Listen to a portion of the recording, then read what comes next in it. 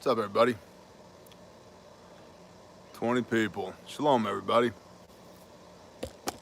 There we go.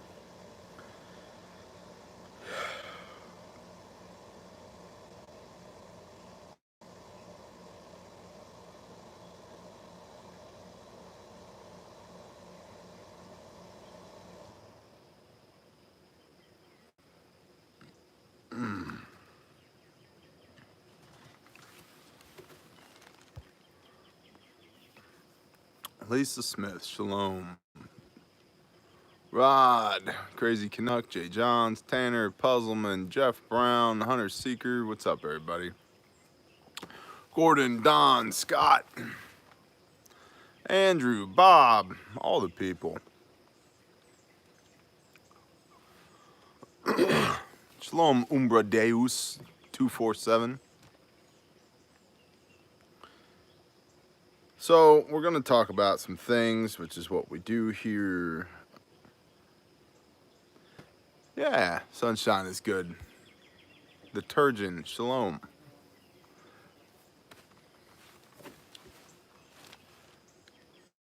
There were a lot of good questions in the post on Patreon as to, there we go, as to what y'all want to talk about. I'm open to suggestion though. Yeah, man, I'm tired. We spoke earlier. You know, I'm tired. Been doing all the things today. John Slatton, shalom. I can't get this there. I think that's where I want it. So, yeah, it's just been a day. Dealing with the things, doing all the things. Trying to dual wield iPhones at the moment, one to see you guys and one to see your questions on YouTube. So, show of force presence, where, when. Yeah. Amen, Jay Jones.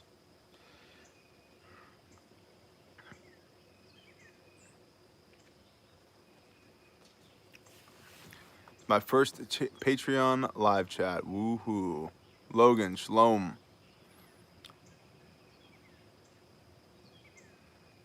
Post SHTF in rural America. Show of force, yeah, constant. Although I'll admit my bias there, I'm a show of force all the time guy. And just to give you an idea of where I'm at, you know, when people are like, should you conceal carry or open carry? I open carry. The vast majority of the time I open carry. And then, you know, the argument is, well, people see a gun on your hip and they'll shoot you first. And then the other argument is, yeah, but if I don't have to draw from cover, then I can get it out faster, so forth and so on. And I think it's really a personal preference thing. I'm a show of force guy, but I'm also admittedly not the gray man. I'm not the guy who can fly underneath the radar. I'm large and covered with tattoos and have what's called a command presence. So, show of force in rural America post SHTF? Yeah, absolutely. Absolutely. Post SHTF, who's going to bother you? In rural America, who's going to bother you?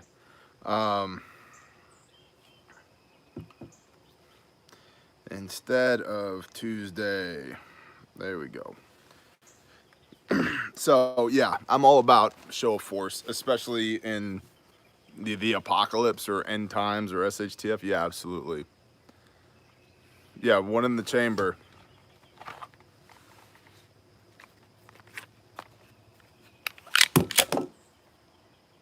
One in the chamber. Always. So. Although this holster, there we go. Saw an article today. It lists Oklahoma as one of the top firearm-friendly states. It is. I don't know if it's the top, but it's definitely up there. And starting 1 November, there will be constitutional carry in Oklahoma. So that's good. Although I was buying a firearm recently, and the guy at the counter said, you know, that's like the 20th pistol I've sold this morning. Why? And he said, oh, because of the new open carry law or constitutional carry law. And I said, dude, that doesn't go into effect until November. And he said, yeah, I'm not telling people that until after they buy the gun. So shame on them for not knowing that, and shame on him for not saying something. Logan, no need for caps. We'll get to it in a hot minute.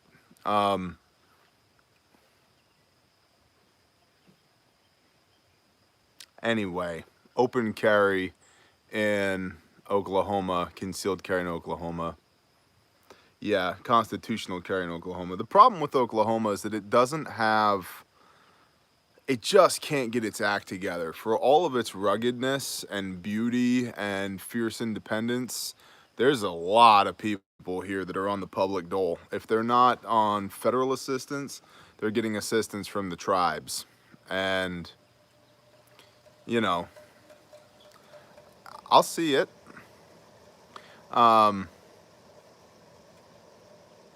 They're getting assistance from the tribes, and it's just like that don't feed the wild animals thing, because they'll become dependent. Yeah, there's a lot of people here who are dependent on the government, like everywhere else, but it's a phenomenon in the, I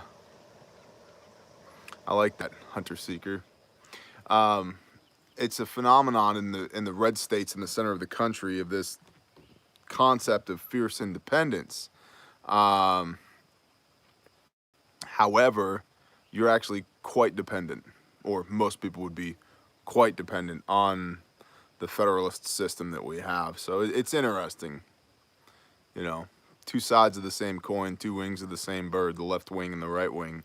That codependence exists, and that dependence upon the government exists regardless of where you go. But Oklahoma has a lot of promise. What it doesn't have is a lot of skilled labor, in my opinion. And it doesn't have a major industry that's just drawing people here. There's oil and gas. But I mean, in a way, that's a good thing. There's major industry drawing people to North Texas, and it ruined it.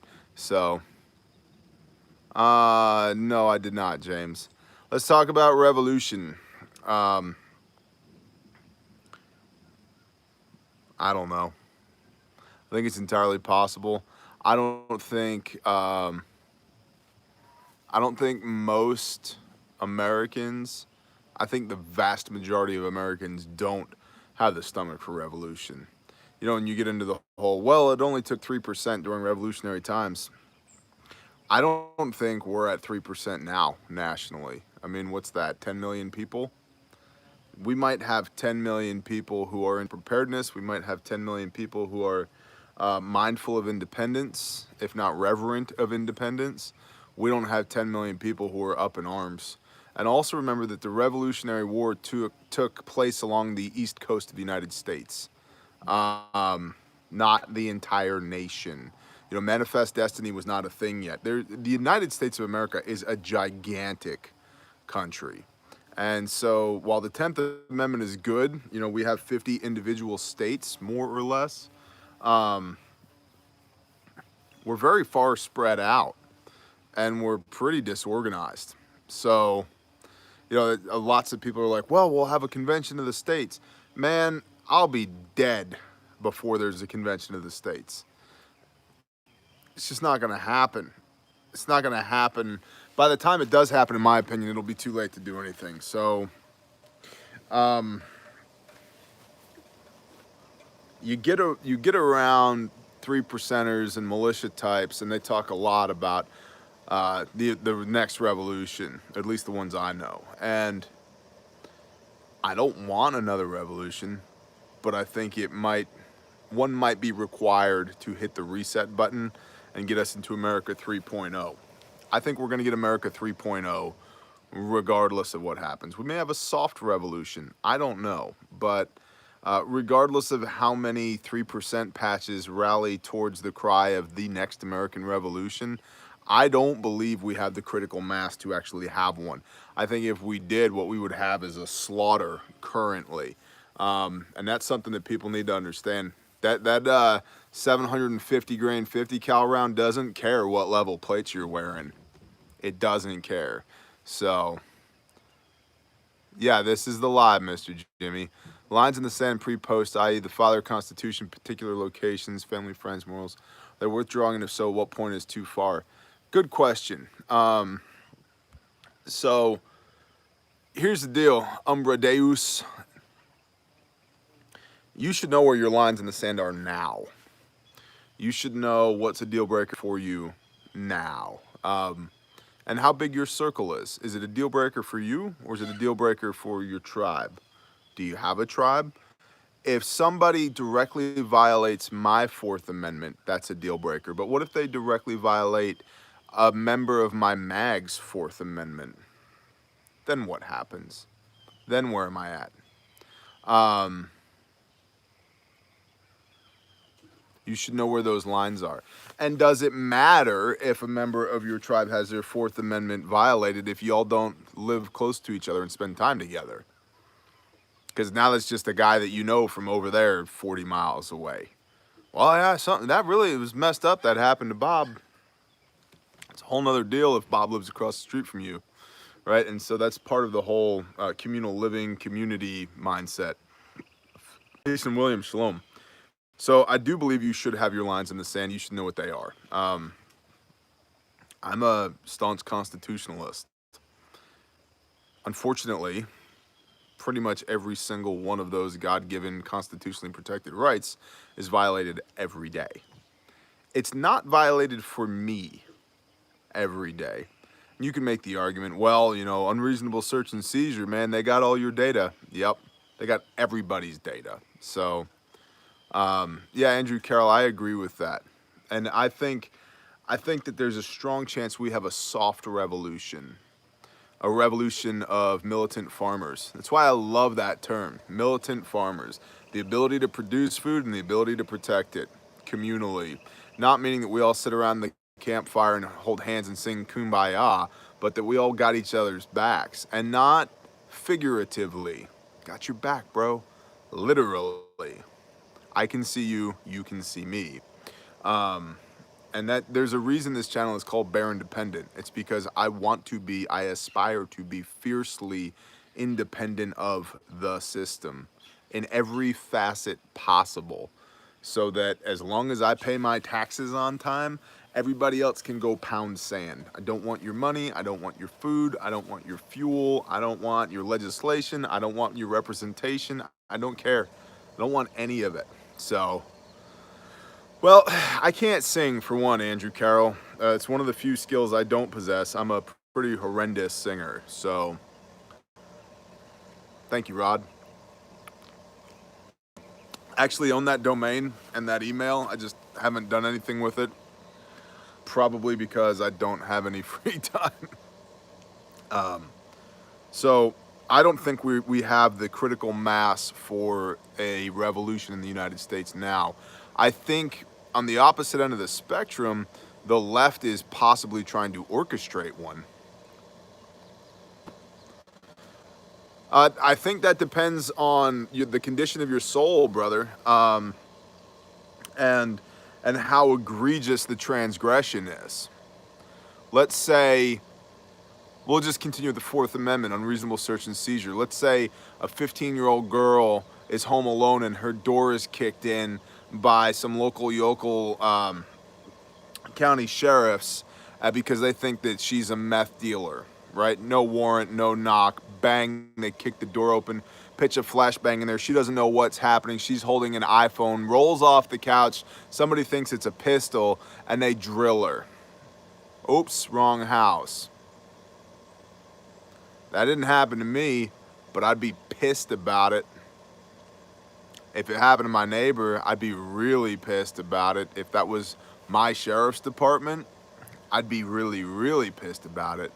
So, yeah, Crazy Canuck, I think it is very much so like that. You know, soft tyranny. Thomas Jefferson talked a lot about that the American people would tolerate gentle tyranny. No, not yet, Major Ken. Listen, I want to give you guys a little tidbit of information on that. There's a rumor of Russia having nuclear weapons in Venezuela. Possible, but check this out. Okay? If they do, they're morons. Now, I'm pretty sure this is not classified. Elements of it are. So I'll just give you the broad spectrum. There are 28 plus, potentially 42 now, nuclear capable submarines in the United States Navy. 14 of them are deployed at any one time. There are never less than 14 of them deployed. There are 2 in every great ocean of the United States. Each one of them holds 48 missiles. Those missiles each hold 48? No, I'm sorry. At least 15. I think it's 15. Yeah, I think it's 15. 15 nuclear warheads. Okay? So do the math. 720 targets, each with their own individual tracking, and the amount of time that it takes for the submarine to surface to launch all 48 missiles and get back underneath the water is less than 2 minutes. So in 2 minutes, based upon our current technology, any one of these submarines anywhere can surface, launch 48 missiles, engage 720 targets, and wipe off the face of the map the country of origin who launches a nuclear missile at the United States before their missile ever hits the United States. I am not the only person that knows this. So, and we have 14 of those. So do the math on that. You're now at the realm of 10,000 individual targets. Mutually assured destruction. Mad. So, if Russia, this is not the Bay of Pigs. Yeah, right. I'm telling you, dude, it's a minimum of 14 at any one time. It's my understanding that there's at least 28, rumored to be 42. Redundancy. So, yeah, Major Ken, I get that, but yeah, but no, Umbra Deus, they have, believe me, there's redundancy there. OPSEC, baby, exactly. Yep, that's correct, Jay Johns. So, and it's also like, well, there's only one air wing that's nuclear capable in the United States military. No, there's only one you know about. Yeah. I'm not worried about command and control. I'm not worried about anybody, any single Ivan putting his finger on a big red button. Not even, or Chen, or Juan, or anybody. I'm not overly worried about it. Is it possible? Yes. Is it likely? No. Have you checked the fire extinguisher in your kitchen? That is going to be more likely to jack you up than a North Korean nuke or a Venezuelan nuke or any other nuke. So, and I mean that with all love. Like, we need to absolutely keep perspective on the macro micro here. So, yep. There you go, Puzzleman. Norfolk? Were you in Norfolk? Governments are the biggest prepper nukes and bunkers. Yeah. Redundancy. There's a reason that 1/3 of every dollar in the federal budget. Oh, did I say that? There's a reason that 1/3 of every dollar in the federal budget goes to continuity of government in some shape or form. 1/3 of all of that money. I wouldn't waste a dollar on it, Major Ken, because they say a lot, but they're unproven. Yeah, John Slatton, you know, if America ever falls, who is that? Lincoln? It'll be from the inside out. The problem with the EMP protection stuff is that everybody who markets this stuff has the best. You know, how do you know? How do you know that it works? And they're not cheap, thousands upon thousands of dollars. And then the ones that are cheap make me even more suspicious because I'm not an electrical engineer, but I've done a lot with electronics and electricity. And it's just, I don't get a warm fuzzy feeling about them. And how do I prep for an EMP? Old school, baby. Hand tools, muscles, seeds, water buckets, like do all the things before electricity. So, Schwinn. Yeah, that's a good answer. That's a good answer. You know, and I just,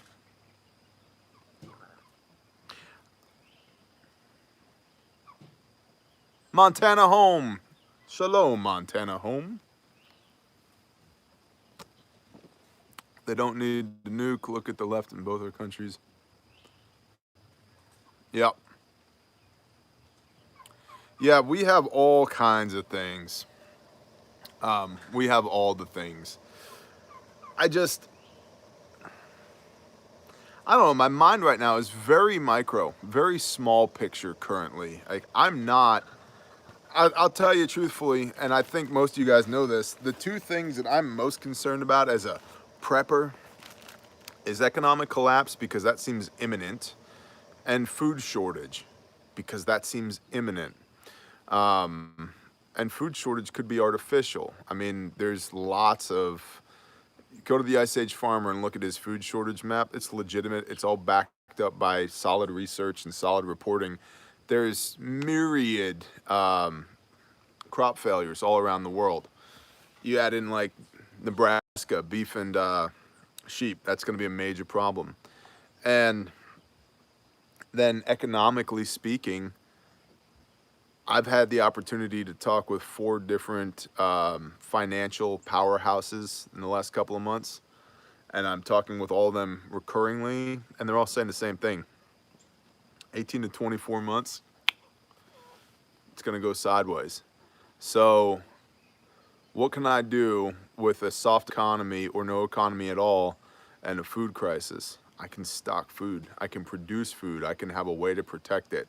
And I can have a robust group of individuals. In my case, I have 2 robust groups of individuals that are directly around me, that I can help them and they can help me. So that's what I'm, and then like the real threat is this morning that I go out this morning to feed the guineas, and the heat lamp had fallen into the shavings in the brooder. Luckily, the bulb, didn't bust, but it turned off. Otherwise, that whole thing would have been on fire. That's the real threat. And so, shame on us if we lose perspective of things like that. Forest fire, tornado, hurricane. Okay. And we all know why Russia's in Venezuela. We all know, because we are producing oil as a nation now like we've never seen before. Russia, why were we in Afghanistan? Because all they have are cold weather ports. They want a pipeline. Russia wanted a pipeline through Afghanistan. Why are they in Venezuela? Because they need the oil. Because, like it or not, we still have an oil-based economy, and we have a petrodollar. All of this, none of this is a surprise. And Venezuela is failing. Thank you, socialism. They are the one of, if not the most, or yeah, one of the most rich oil nations in the world. Russia needs revenue. I'm not surprised by any of it. Yeah, see, Hunter Seeker, that's what I'm saying, is like, perspective wise, we need to be real careful. Says me. We need to be real careful, because it's things like that that can wreck your life. Like, raise your hand if your world has burnt to the ground, right? There's been no Venezuelan paratroopers have landed in my hayfield lately. Like, that's not been an issue. You know, hand raised, right? See, there you go. So that's what I'm saying. At least 3 of us here out of 32. So 10% of us. 0% of us have been invaded today. Miles Pelton, shalom. So,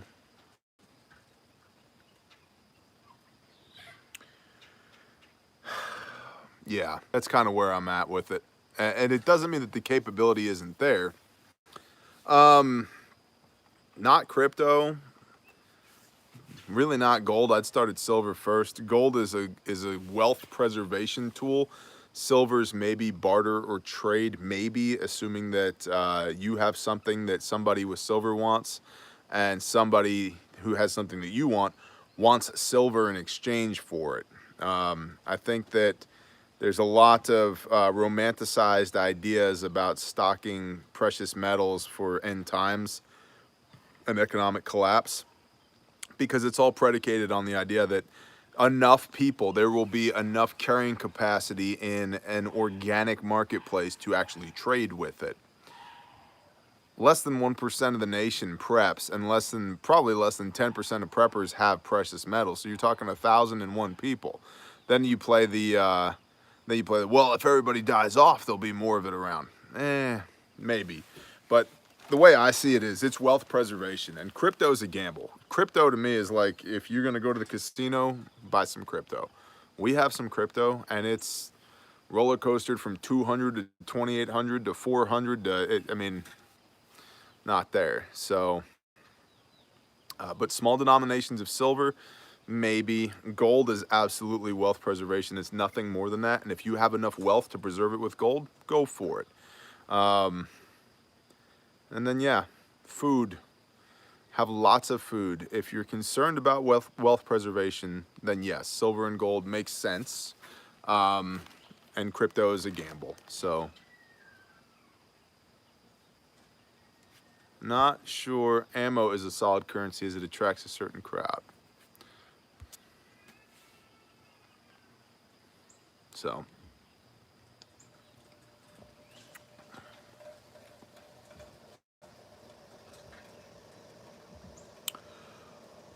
oh, I'm sleepy.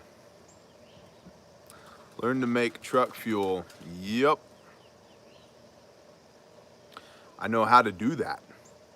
Skills doing the things. Yep. Where is Tripods? She's in the front field. She's fine. I suck at managing money. Dave Ramsey. Start with Dave Ramsey. Good place to start. He is not the be-all, end-all. And also read Rich Dad, Poor Dad and the Cash Flow Quadrant by Robert Kiyosaki. No, I did not find the ducks. The ducks are long gone. They are statistics. No. You're welcome. For real. Yeah, Dave Ramsey and Robert Kiyosaki. Rich Dad, Poor Dad for sure. Good books to read. Yeah, you need the crayons, absolutely. I mean, where are you going to get your vitamins and minerals from? And the grape flavored ones are the best. So, yeah, alcohol has its uses. Oh, muscle relaxer. Hoorah. Turkeys. I'm going to stock turkeys for the end of the world. It's kind of my new thing. They're tremendous. Yeah, the purple ones, Jay Johns, didn't you know? The red ones taste like strawberries. Yellow is banana. Make sure to take the paper off first. Yeah, you don't want that, and they bind you up. Getting ready to sell my HD to get out of debt. Good for you, brother. Debt is kind of the first thing that I believe should be eliminated. Awesome, Mason. That's cool. What else we got, y'all? Late to the party. David McGregor. Shalom, brother. Purple teeth. Where should we look at food caring for livestock after SHTF? That's a good question. My chickens, at least some of them that have been around long enough to know, have learned to eat corn right off of the stalk, which initially annoyed me. But then I realized that they just saved me a bunch of work. So that's pretty cool. They also forage like crazy. I have 40 chickens right now, and I feed 3 green bean cans, the large green bean cans, the 14 point whatever ounce cans, 3 scoops of that. So if we just add that up, it's like what, 3 pounds, roughly 3 pounds of food a day for 40 chickens. And then they forage the rest. So they do a pretty good job of taking care of themselves. And I actually stock some corn for them, and I can plant more corn for them, which is part of the plan.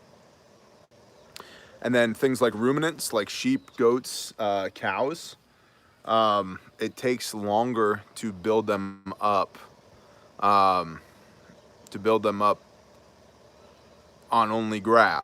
Corn or feed will fatten a cow, a year, 15 months. You're looking 18 to 24 months on just grass, but they'll do it.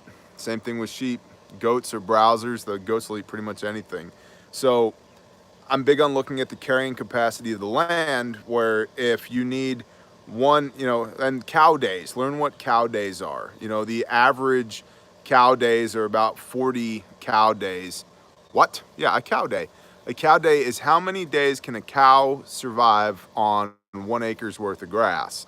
And depending on what your grass resource is, some people they're at 40 cow days. Some people are at 200 cow days.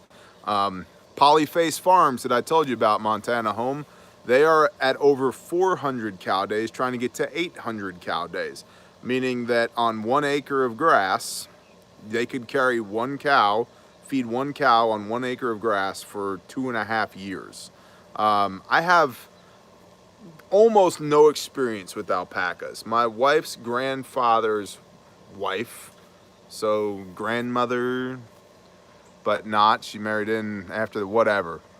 Second wife, they have alpacas. She thinks they're awesome. He hates them, and he was one of the first Green Berets, so I trust him more than her because she's also a crazy bird lady. Chickens will eat almost anything. Yeah. Chickens will just eat out of your compost pile. Communication information gathering after grid collapse. Ham radio for sure. Two-way radios. Know your neighbors. A grid collapse. A grid collapse is a big deal. You're going to have localized comms, pretty much only localized comms after a grid collapse, as far as I know. John, my experience with sheep has been the opposite of that. I find these hair sheep that we have to be pretty robust. They're obnoxious. I mean, they're definitely meat. They're not going to win any freaking Nobel Prizes or anything. But they're pretty robust. Rod, that depends. It's like, how much does a car cost? What kind of car do you want? Car can cost you $4,000 or $400,000. But we've been pretty open about what we paid here. We paid $148,500 for 21 acres, 2 houses, 2 barns, 3 creeks, 3 wells, 2 springs, and a stock pond. So, very reasonable. Alpacas, 3 acres per cow, calf pair here. Yeah, Jeff Brown, that's pretty right. Tactical alpacas is correct. Sister-in-law has them, can't give them away. Yeah, that's been pretty much my experience with alpacas. Florida Mission Prep, it's going. I'm being blown away by just the level of involvement that we're seeing this time around. My creek too. We'll see. You stay on your side, I'll stay on mine. I'll put a little bottle in the creek with a message in it and let it flip down over to you. See, there's SHTF communication right there. What the hell were we talking about? Tactical alpacas. Feeding radios need to have a plan. Yeah, dude, radios eat batteries or electrons at the very least. Cow calf pairs. Florida Mission, that's what we're talking about. Yes, I do. It's Morris, MORRIS dash Enterprises, plural, all of the enterprises, Morris dash Enterprises at hotmail.com. And that's my PayPal from the way back. And yeah, the Florida thing is kind of blowing my mind. It's absolutely growing legs of its own. It's getting to the point that we have fast-tracked applying for a 501c3, not because I want to be a church, but because I want to be a charitable organization for 2 very important reasons. I don't want the money that people donate to me being seen by the federal government as taxable income, and I want the people who donate to me and what we're doing to receive a tax break for it. And so I don't love 501c3s, but I hate taxes. So we are actively pursuing a 501c3, and no, Morris dash Enterprises. With the line goes this way, not this way.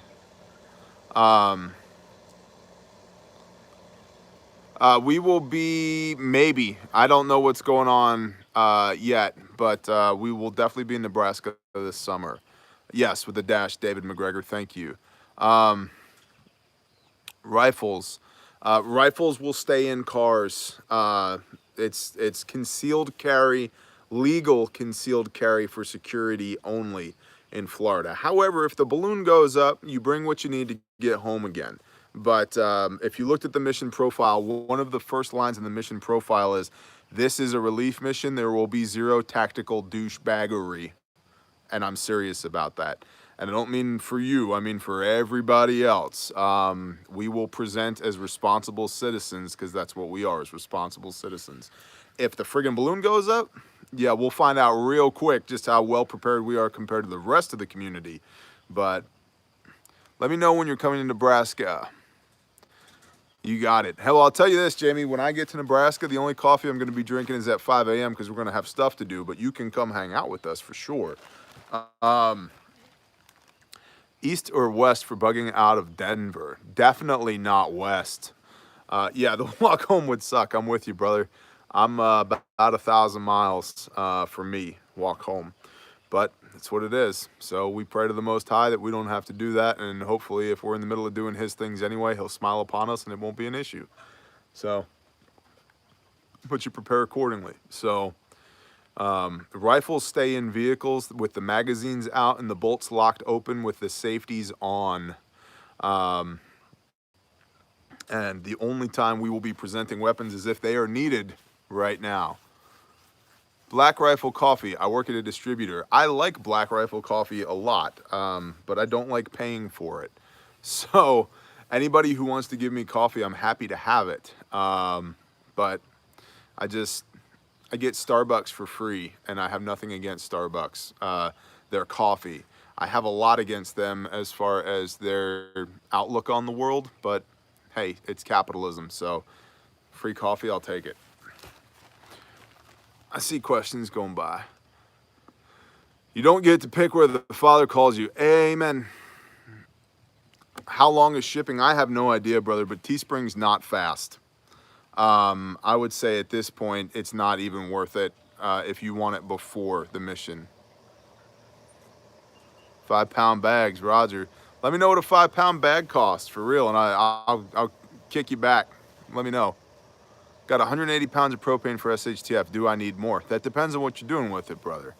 John Slatton summer is all I have currently. I don't have firm dates because I'm working with some people on the ground there to coordinate, and the long and short is they don't even know what we would do if we were there yet.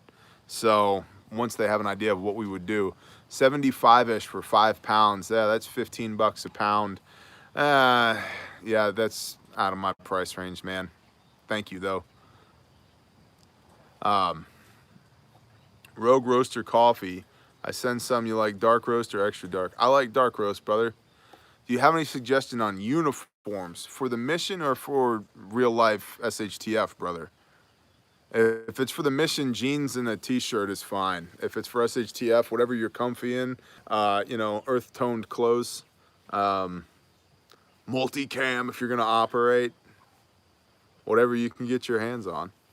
The mission, jeans, comfy shoes, and jeans or work pants or tactical pants or whatever. Just look presentable. We have we had the what do you call those things? The shirts from Teespring, but like I was just telling Logan, it's too late in the game to be ordering them now, so it's no big deal. Blonde wigs, yeah, blonde wigs are good. The sooner you let us know, the better. Brother, if I knew, I would let you know. Don't forget a love heart. You got it.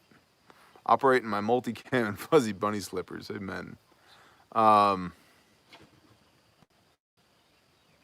Bring shades because A, it's Florida, and B, no matter how hard you try, you're going to shed some tears. And so as long as you have your operator shades on, nobody can really see you. You just, yeah, bring shades. Hat's good. Day pack maybe if you're going to be out on a strike team and you want to carry some stuff around, but we're never far from vehicles. Espresso blend preferably, but I'm not spending $75 on coffee, and I'm not expecting you to do so either, brother. So just so we're clear on that. Steven is okay. He's, you know, I don't know. My eyeballs sweat profusely. Bearfax, how long is the lead time? About 2 weeks to shipping right now. Steven. That's to share. Roger. Thank you. Yeah, Bearfax are, here's the deal on Bearfax. A, they're tremendous. B, thank you, David. That's awesome. Onion Ninja was definitely there. Jeff Brown, that's a great question. We'll get back to that. What the hell were we talking about before that? Bearfax. For me to carry an inventory on a Bearfax, any reasonable inventory, it's not wise for me monetarily right now. So everything is when you go to the website and click the button, that generates a series of finely rehearsed protocols that then happen to coordinate me, Cody from Sojourner, and Travis from Adventure Frontier to start sourcing all the materials, start working to make something happen that culminates in about a week later. All of the materials end up at my house. I package them and then I send them to you, and you get it a few days later. So that's why it's about 2 weeks turnaround right now. But it would cost me $10,000 that I don't have, nor do I carry on to spend right now to carry an inventory. I don't want to do that. Later, Logan.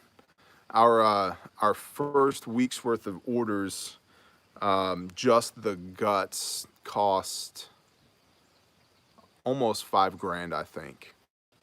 Just the guts, the inside-y parts. So, yeah, that's what's happening with the Bearfax. At some point, yeah, maybe we'll carry an inventory, but it's just supply chain logistics. It's easy stuff for me. It's just what it's not is Amazon 2-day shipping, and that's okay because it's not Amazon stuff. It's handmade by Cody, and that takes time. Hand assembled by me, and that takes time. And hand sourced by Travis, and that takes time. A North American Rescue ARS decompression needle, legit, 14 gauge by 3¼ inches long with the flapper valve on it. The Bearfax are high speed, low drag. Yes, they are. I like them.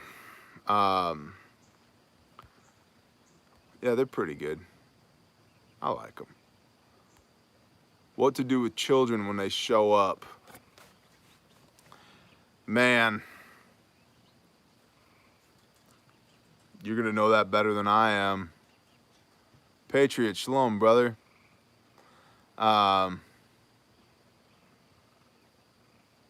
Yeah, it's a good kit, David. Kids that show up at your door post SHTF.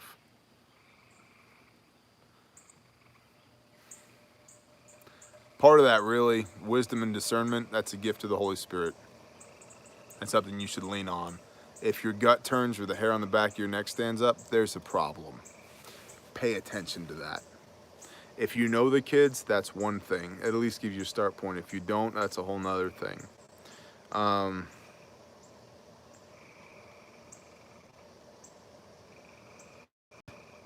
would say do the best that you can without compromising yourself or your kids.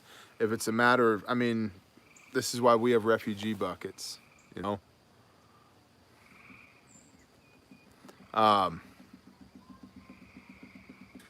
Have refugee buckets. Now, I mean, what if they're little kids? Do I turn them out? I don't know. Maybe. You're going to know that.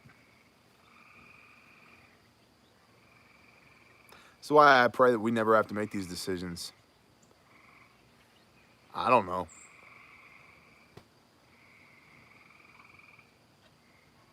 Situational, yeah.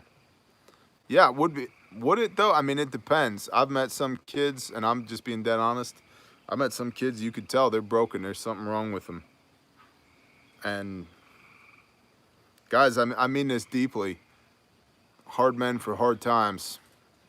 If it's me or mine, or you or yours, I've been telling y'all for what, we're pushing 1.5 years now. Get ready.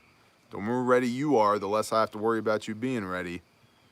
right? If I told my own mom, hey, I'm not going to feed you instead of my kids, yeah, that's where I'm at with it. So we have refugee kits, but I just simply can't compromise the good of the whole for somebody I've never met before, within reason. Unless the Father tells me do it, and then I'll do it. And that's the wisdom and discernment part of it. And that there's no easy answer. So if it's a concern for you, I would say prep in that direction. Prep in that direction. Yeah, Rod, me too, man. Yeah, I agree, David. I hope it never happens. I really do. I hope I die at 104 years old looking like a lunatic.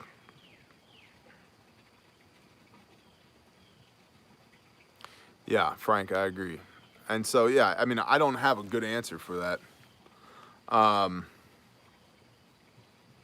I don't think there is a good answer for that. It's hard to draw that line in the sand. But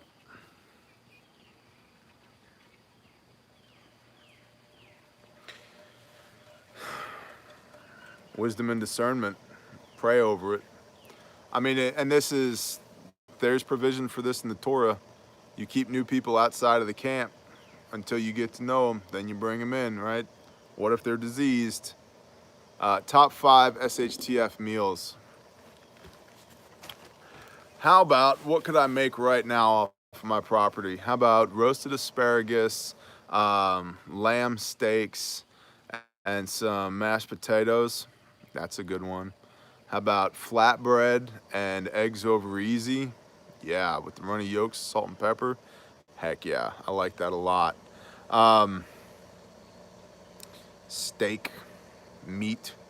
I like, yeah, Patriot, I agree. And I just don't know. I just don't know. I really like doing, we do a 15 bean soup with garlic and jalapenos and chicken. That's really good. And some rice, you know, you spread that over some rice so it'll go farther. We have, we do chicken chili. It's good. And it's a prepper meal. Like you can use canned chicken, everything else is in cans. You just dump it into a pot and heat it up. That's pretty good. Spaghetti and meat sauce is easy, super easy, super cheap. About $4 a meal and done. Yeah, Jay Johns, it's funny you say that. I got a video coming out on YouTube, the depression video. Shut up, Patriot.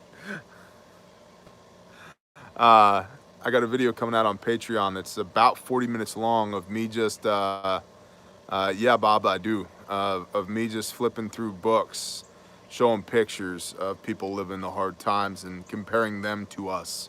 I think one of them, I was like, look at this guy. Do you think this guy wants to hear about how the guy at the coffee shop messed up your coffee? This guy doesn't care, you know? Tough as shoe leather, exactly. In fact, somebody, maybe it was you, Bob, asked in one of the Patreon questions, hey, can we get a video on processing? And I have a sheep that needs to get processed, and I'm actually cooling a chest freezer right now for Mr. Sheep. So, Tanner, there isn't one. There isn't one. All the skill sets needed to survive whatever is coming. No, not tripod. All the skill sets needed to survive what's coming do not grow on one pair of legs. Period. The end. It's not there. Which is why you need a community, because not only many hands make light work, but also specialization in labor. Everybody should know some general things. Shalom, brother. Do what you got to do, brother. Good talking with you. There's general things that everybody should know how to do. Yeah, it's a ton of work, Jeff Brown. I've done it.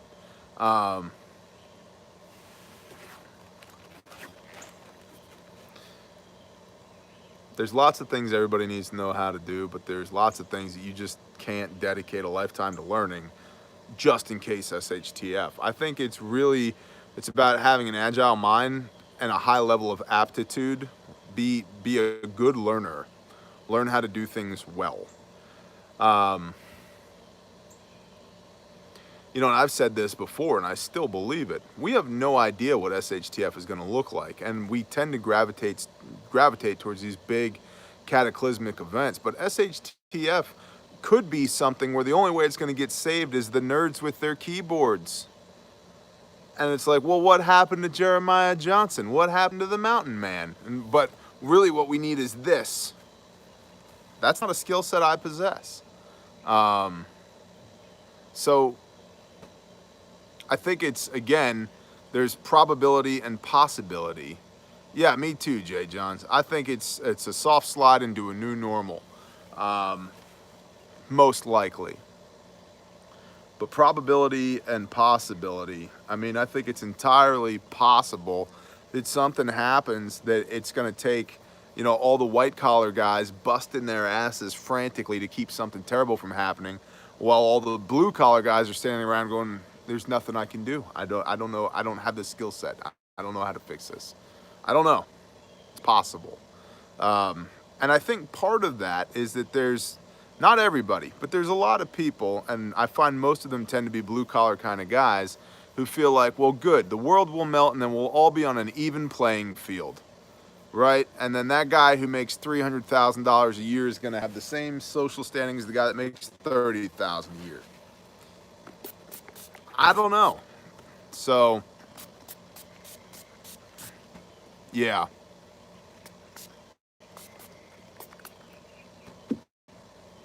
I don't know. Possibility versus probability. So,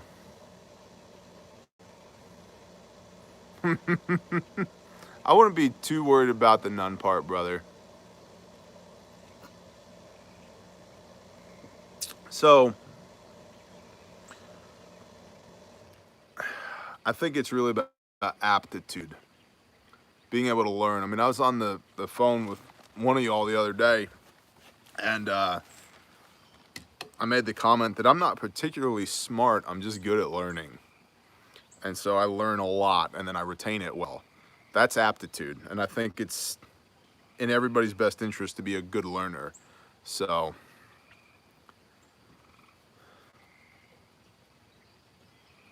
what else we got? Other than a sore back. Oh.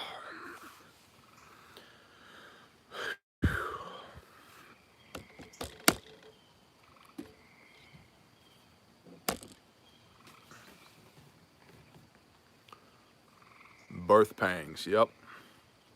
I'm terrible at learning from books. I have to do it to learn. We'll do it. I only retain water nowadays. Nice. Want to learn more trades? May go to gunsmithing next because it entails woodworking and metalwork. I say it's not a good day unless you learn something. Yeah, I'd agree.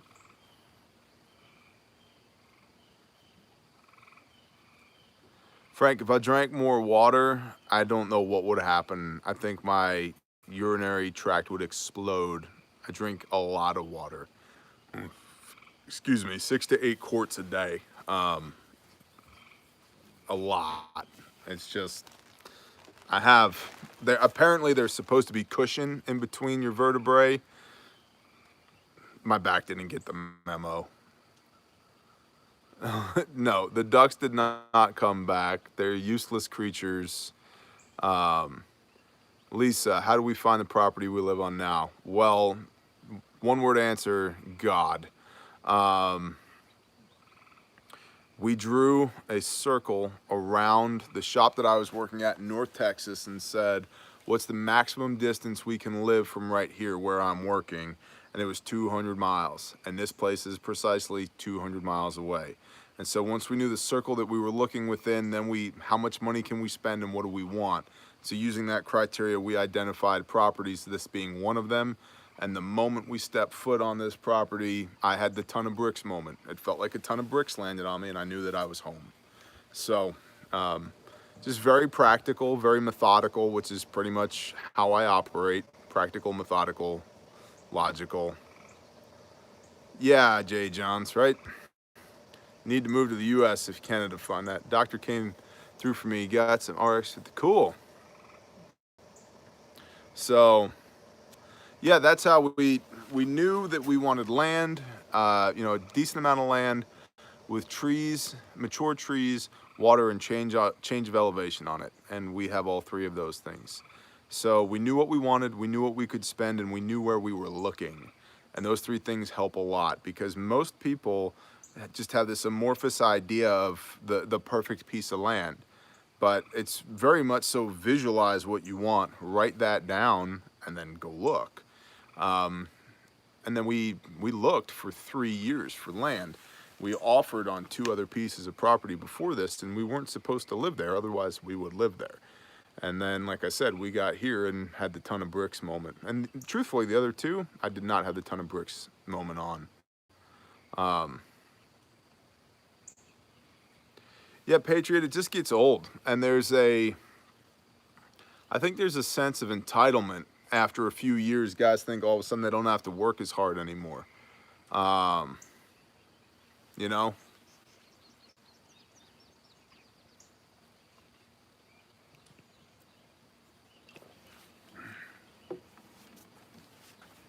You're welcome.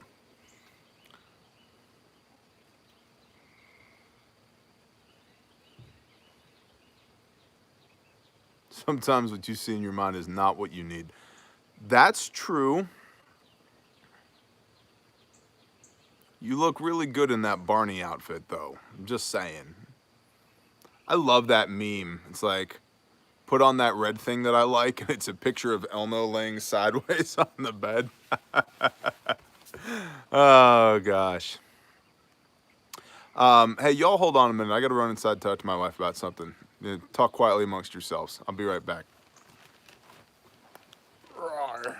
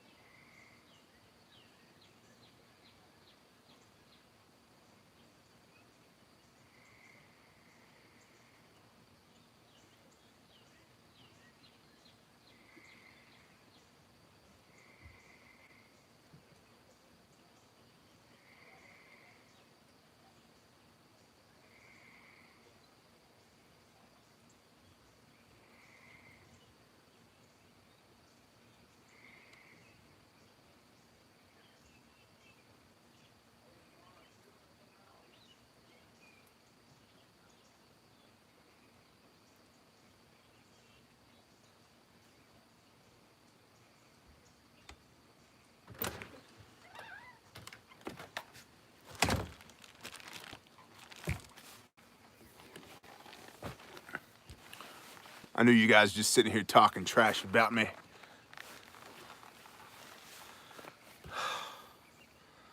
No. So listen, I'm back. Here's the deal. Get my wife on board. Rich Dad Poor Dad wants to stick around the city to pursue wealth rather than pursue the Turgeon. You can have both. Mad Kilt Shalom. Any coupons for Bearfact? No, man. As it is right now, I make $8 on them. So,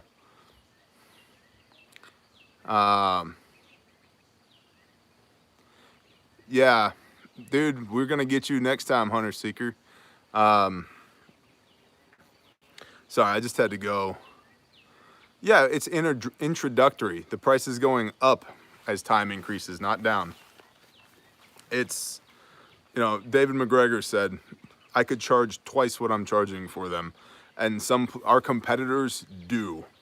Our kit that's 170 bucks, the basic from Dark Angel Medical starts at 250 and then goes up from there. And when you quantify all of their add-ons to get the same capability that our kit has, it's well over 300 bucks. So,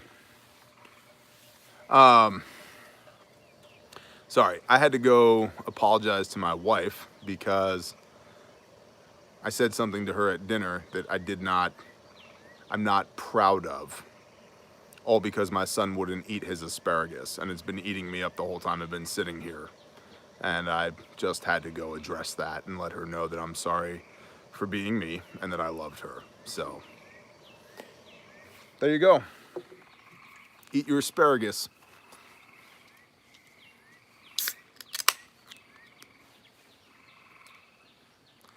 Yeah, I've known this whole time I've been sitting here.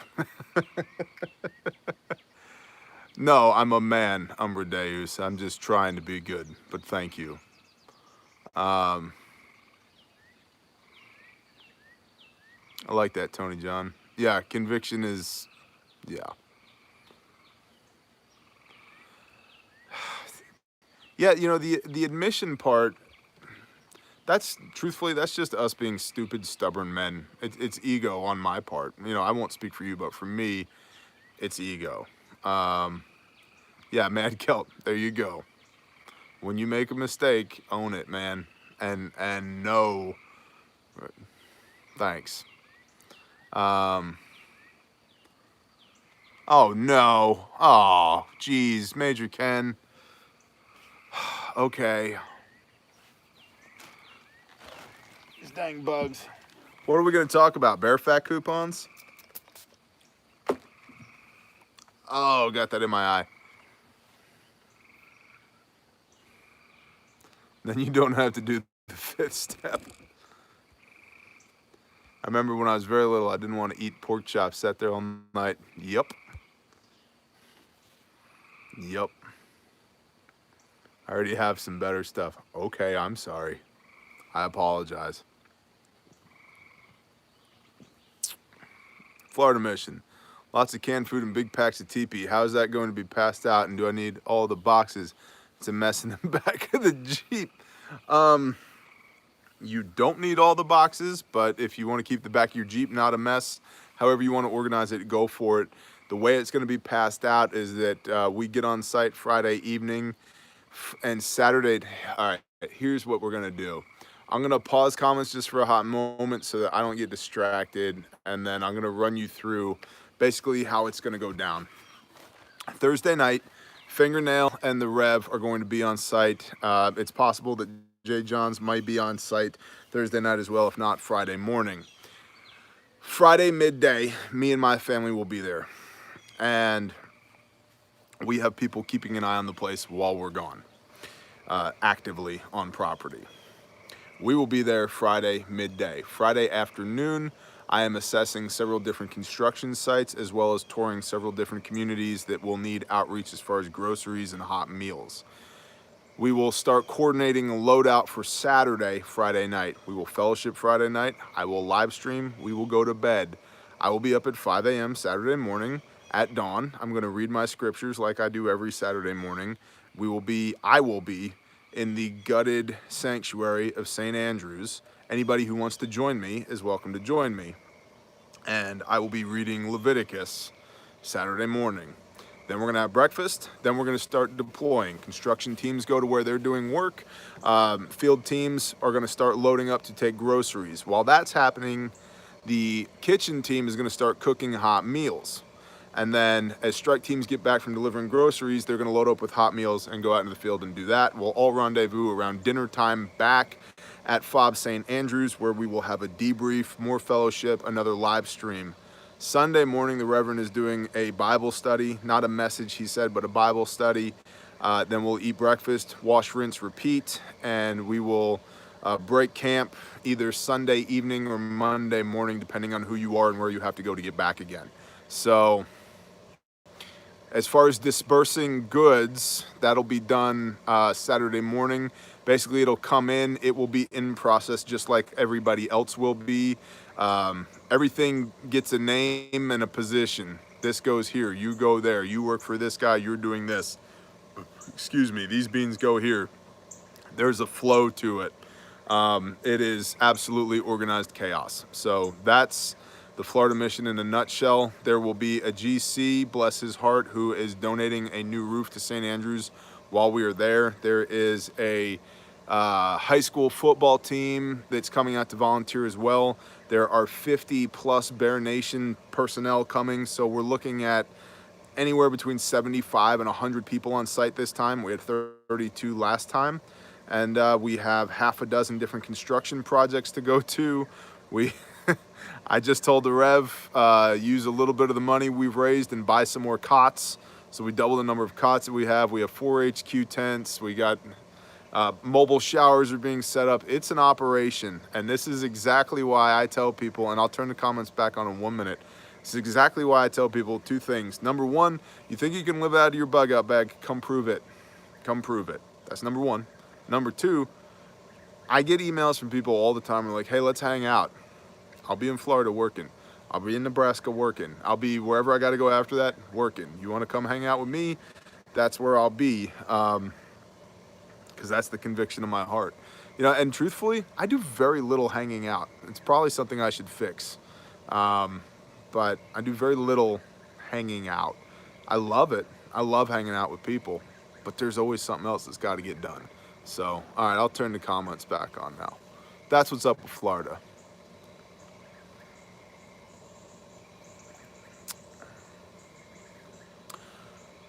I have 1,200-ish miles. Yep. Being there Friday-ish morning. That's fine. Yeah, you're welcome, man. Also, the Reverend's contact information is in the mission profile. Coordinate with the Rev as you are inbound to the fob, okay? Coordinate with the Rev. I won't be there, so it's not going to do any good to text me or call me. I won't be there. I will probably be asleep at that point and or climbing into a minivan to head that way. So, yeah. Yep, it's going to be good. I'm looking forward to it. It's the same feeling, I think, when a fighter gets into the ring. Like, you know you've trained for this and you were made for this and you're ready, but you're also kind of got a little bit of butterflies. And that's cool because it's the butterflies that creates an opportunity for the father to show up. And anything we do down there, is going to be good. It's going to be better than it was before we got there. That is so great to see Scott there. He was a godsend last trip. Yeah, man. It's going to be, yeah.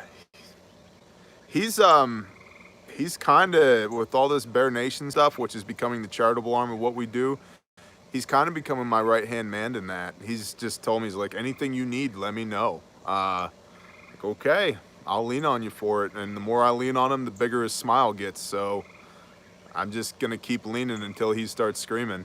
So I love it. And I love how organic it is. You know, it's completely voluntary, and I think that's the way it should be. I would come down, but I have a conference next week. No biggie. No biggie. We'll see what happens at that time. But he wants to, yeah, I know, man. Tools to bring. Understood. They're my responsibility. Basic construction tools. I don't know what I'm doing in Nebraska yet, but it's going to be either demo or remodel of residential homes. So, and probably tree work. Chainsaws and disaster relief go hand in hand, which is why we are in the process of trying to fund an enclosed trailer that we will stock with tools for the job And I just got a phone call from a guy I know yesterday that said, hey, I know you need a pickup truck. And I said, yeah, that'd be good. And he said, well, I'll make you a deal. I got one that you can have for $3,200 if you'll come work for me for a few days. And you can just, we'll call it even. I said, yeah, call it even. And yeah, so now we got a truck to pull the disaster relief trailer with. So that's cool. I don't have it yet, but I will, in the next week or two. So wife might leave me if I was away for Mother's Day. Yeah, I'm bringing mine with me. I did send you $100 for a trip a few weeks ago. Yep. Bless you, brother. Why is there a helicopter over there?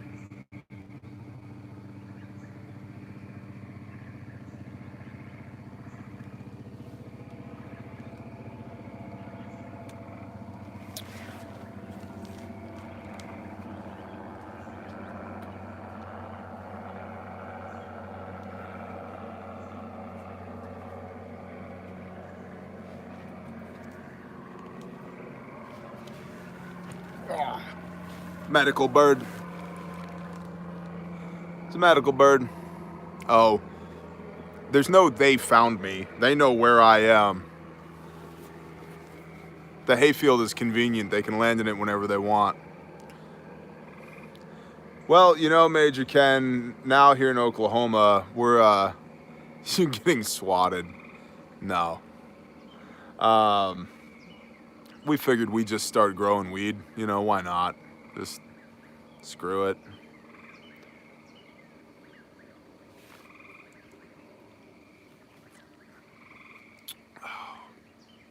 What else we got, y'all? What else we want to talk about? Ow.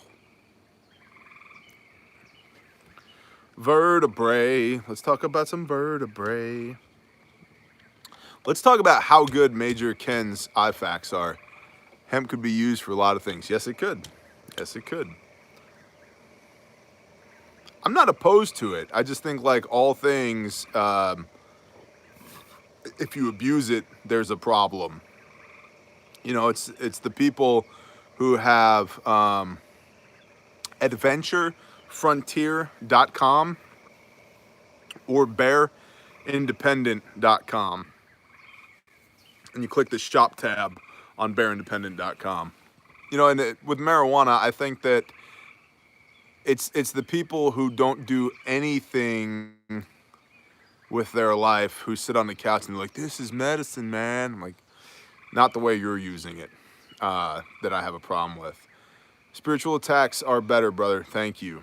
Yeah, all good things in moderation. Here comes my wife. You're probably going to want something to sit on. Why'd you pee all over the porch? Well, I didn't want to pee off the deck again. The people here, I figured I'd just pee in my own britches. Whoa. Slip hazard. Whoa. Are you drinking the Roscato? Yeah, I drink the rest of it. You drink the rest of it? That's cool. Okie Storm Chaser just brought us 2 bottles of mead, which is cool. So we haven't sampled them yet, though. All the commentos just went by. How do I get her out of the city and onto a piece of land? Turgeon, let's talk about that for a minute. First of all, you got to find a forcing factor, okay? You got to find a thread to pull on. You also cannot beat her over the head with it. Listen, honey, if we don't move out of here, we're gonna die. She's like, just shut up, just stop. I told you, stop it. Like, it's gonna be a problem, all right? So, one of the things you can do, if you have the money, is just buy a piece of land. If you don't have the money, rent a cabin on a piece of land for a weekend, and we're just gonna say, hypothetically, your wife's name is Lisa. Okay, Lisa, we're going camping this weekend. I don't like going camping. We're going to a cabin. We're gonna chill. And whatever your wife is into, if she likes white wine, you're gonna have, all the things. You're gonna have some Chardonnay, and you're gonna have some freaking, whatever the other white wines are, right? Brain fart. Have all the things, right? If she likes chocolate, have some chocolate there. Do all of that, because you're breeding, familiarity breeds comfortability, okay? So get her there. And this might take you years. Patience is a virtue. introduce a little bit more and a little bit more and a little bit more and a little bit more. But if she doesn't like being in the woods at all currently, taking her there with a 60-pound rucksack and an M60 and a freaking K-bar and be like, we're going to survive. You lose. She's not doing it. And I'm using extremes here to make a point. But what I'm saying is you have to introduce her to it a little bit at a time. If she has no interest now, find something that she has an interest in. Maybe she likes flowers. Hey, honey, we can plant some flowers here. I know how much you love begonias. Or maybe she's into art. Hey, look at this vista here. You could paint this. That would be great. Let's take a picture of this so we could bring it home and you can paint it.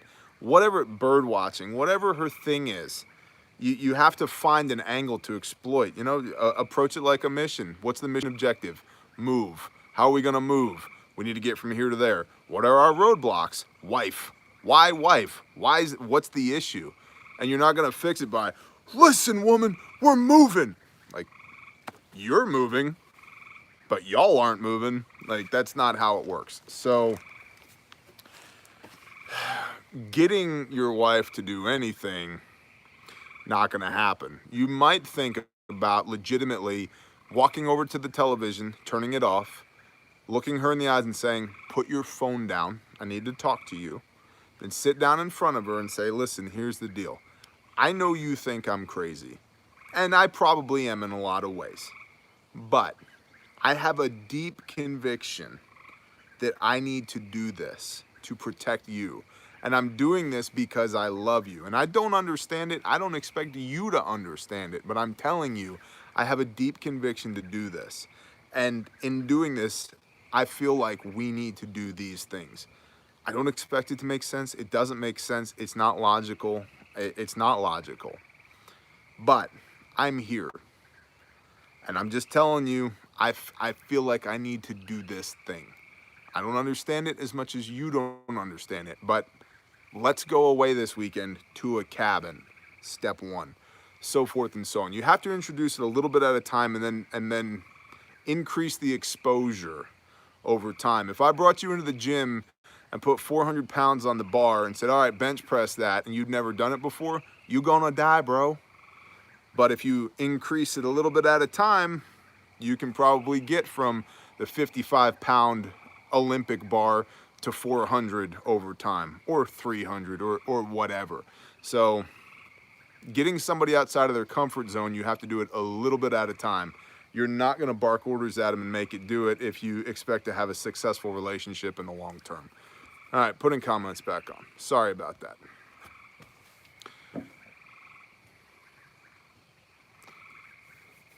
You going to sit? You scoot your butt. I scooted my butt. You say hi to the peeps? Hey, peeps. There we go. My back hurts. Always. Always. They're not talking tonight. They're being quiet. There's one. Shalom, Mrs. Bear. Still couldn't do 400 in my lifespan. Shalom. I'll spot you, brother. We'll get you there. We are good sponges tonight. Roger that. Moved from Georgia to Montana. Yeah, you did. Yes, you did. It's not that it's not doable. I love it when it's the two of y'all. Amazing chemistry. Well, later. Just kidding. I was going to say, I will punch you if you fart on me. Oh, I wasn't going to fart on you. I mean, I can if that's what you're into. Why didn't you tell me sooner? Yeah, we have a frog farm. Yes, we have chemistry. Some white bearded pastor was just talking about frogs and snakes today. Hello, Hami. My wife deals with my aching body all the time. Kinky. Yeah. No barefoot. I just tell him he's dying. Every day. He's dying. It feels like it. Oh my gosh. Hello from Oklahoma. First date, farted and got it over with. Yeah. Chemical warfare. Roger that. With him, yeah, it is chemical warfare. It's like I normally sleep with my head under the covers, and then while he's sleeping, he rips them. Thank And you. I Thank you. almost die. Good live stream. It is. All right. Shalom. This is why you join Patreon. Covered wagon. Yeah. You know, I'm not going to embarrass you on camera, so I'll just stop right there. Okay. Maybe well, I'll bring a Ted embarrass to you. sleep in.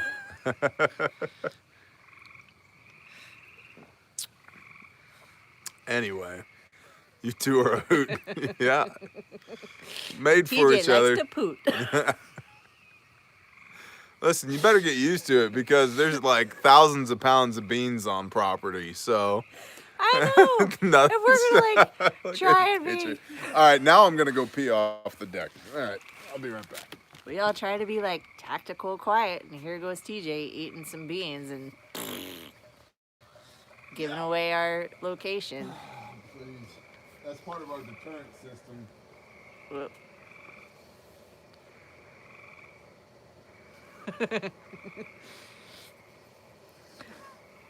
Yes, it's all love. It's all love.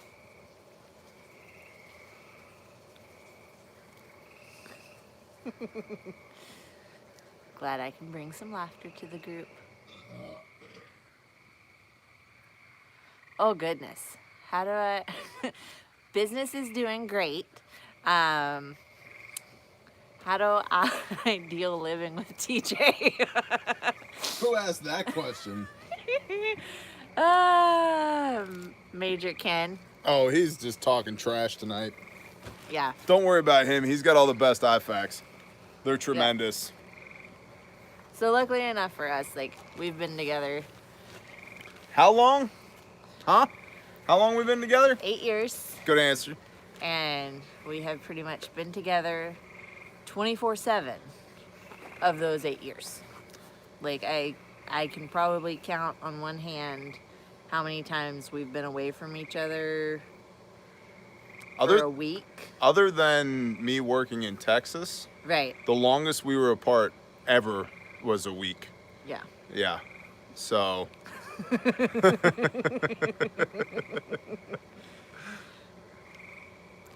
So, yeah. City years ago in my oldest school. Yeah. Ours still did it when we were in the city. We just told them not to face the neighbors. Yep.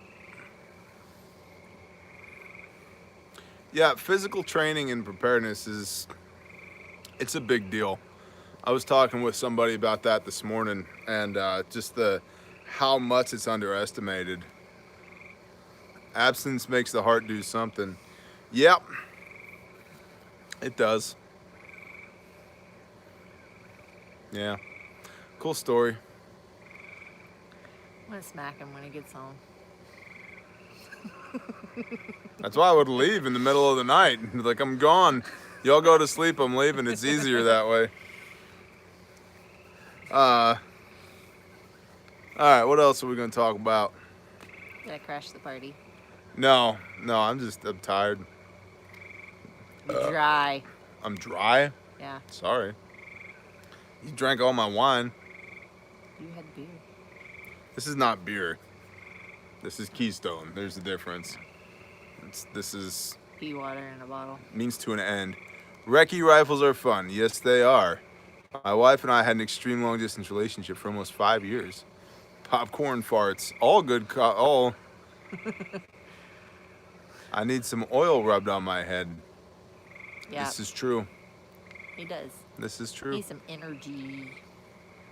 Bottom of the barrel beer. Yeah. Rocky Mountain piss water. Yep. It's not beer. Amen. Late, but I'm here. The Homie Homestead. Every Shalom. time I read it, I know. I think it says the Homie Homestead, and I'm like, wait, there's another Homie out there? But no. Copy that, Patriot. Do what you got to do. How to be Shabbat compliant. Oh, that's a good one. Let's riff on that for a minute. Okay. How to be Shabbat compliant. So to my understanding from reading the word, we are to honor the set, remember the Sabbath. The fourth commandment is the only one that says remember. Remember the Sabbath and keep it holy. Holy is sanctified. Sanctified means set apart, meaning keep it set apart. And then it goes on from there. Exodus 22, Deuteronomy, Leviticus, all talks about the Sabbath. And it says you do this as a covenant in between the people of Israel, who's us as believers, and the Father, Yahweh. And it's set apart unto him. That's really important, that it's not a day off for us. It's a day off for him. And now Yeshua Messiah goes farther from that, and he said, listen, man was not made for the Sabbath. Sabbath was made for man. You are to rest. And that's kind of the parable there. If your ox is in the ditch, if you know what you're doing on the Sabbath, trying to get your ox out of the ditch, you're blessed because you're knowingly breaking the rules for a higher good. If you don't know that it's the Sabbath and you're working, you're damned because you're ignorant of the law and therefore shall suffer death. And so the trick there is to be mindful of the Father, to set it apart unto him. Now, Messiah has taught if there's a need, meet it on the Sabbath, which is why I don't have any qualms about going to Florida and working on Shabbat on a Saturday, because A, to me, it's not work. It's a conviction of the Spirit to go do this thing. And B, I'm meeting a need, which is why I also don't have a problem with people who wear a uniform for a living working on Shabbat. I would prefer it if they didn't work every Shabbat, but that's between them and their maker and their boss. Mm-hmm. So as far as keeping Shabbat, we read the word, we fellowship, we pray, and we set it apart to the Father. We don't do work. Now, everybody has a different definition of work. And our definition in this house is if it makes me go, ugh. And the moment I go, doing something on Shabbat, I stop doing it. Mm-hmm. If it's doing dishes, like I don't have a problem. If there's some dishes in the sink, I'll wash all the dishes but the pots and pans. And here's the thing, right? Nope. I hate washing pots and pans. I'm not going to do it. But even that is like, well, that's work. And it's like, well, not doing the dishes makes me even more ugh than doing the dishes. Right. And seeing the mess. And so there's a sweet spot there as to what's work. And a lot of that talk is based around, if you're a gardener with a diesel mechanic hobby, you can't plant your garden, but you can work on your truck. Now, if you're a diesel mechanic with a gardening hobby, you can't work on your truck, but you can go plant in your garden. And so you don't handle money. You don't make other people work for you. You don't do work. You definitely don't do your job. Whatever your job is, you don't do it. Unless, you're in service to somebody else, which is a whole nother story for another time. And then you're mindful of the Father. Like you read his word, you pray, you worship, you invite him into your home, and the Hebrews do things at sundown on Friday. That's called Erev Shabbat. That's the beginning of it. The day starts at sundown. So like right now here it's Thursday night by the standard calendar, but if we were doing Hebrew things, this would be the beginning of Friday. Okay, so it's interesting too because every day starts with rest, if you think about it that way. Because here shortly, we'll go to sleep, and then I'll wake up halfway through the day, even though it's morning, if that makes sense. So, kind of beginner Shabbat is read your word, pray to the Father, forsake not the gathering together, meaning fellowship with people, like-minded people, whatever, just go fellowship with people. Don't do work. Don't do things that make you go ugh, and rest. It's a Sabbath of rest unto Yahweh.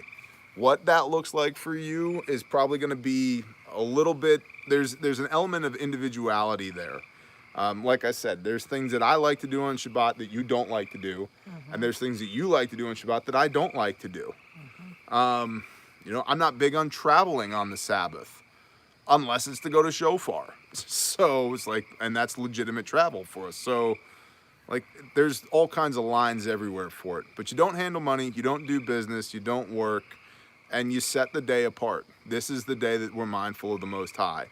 Now, we should be doing that every day, but this day is dedicated to Him, and it's an everlasting covenant throughout all of our generations unto Yahweh. It's not unto us or unto football or unto turkey dinner or unto NASCAR or unto any of that. It's unto Yahweh. And being mindful of that is really what I try and do on Shabbat. And when my kids want to do things outside of the home on Shabbat, my litmus test is, how is you doing this thing, A, gonna put a smile on the Father's face, and B, gonna keep you mindful of the Most High today. And if they don't have a good answer, the answer is no. No, you're not doing that. But if they can give me a decent answer, okay, we'll talk about it. We'll consider it. So that's my answer. You got anything to add? No. No? No. Cool. That's it. I'm getting eaten by the bugs. Frank's gonna tell me to eat more garlic. So, all right, comments are back on. I can see y'all again.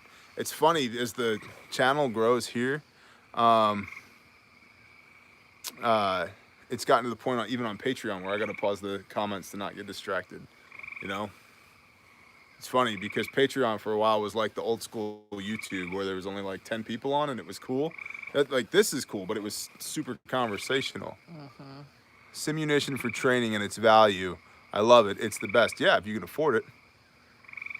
I don't know if I missed it or just, I don't know, brother. Thank you. Can you give an overview of essential oils? I think it's a bunch of hippy dippy BS, but I'd like to know. Yeah, we can do that. Hold on. Hold on. Yeah, have Nine get you some, okay? I love your outfit. Have Nine get you some ice cream. That is a well-dressed baby. She just got out of the bath. All right. Okay. Hippy dippy oil BS. Send it. So, it's not BS. It's basically the same premise. Yes, I said yes. I got this. She can have a little bit.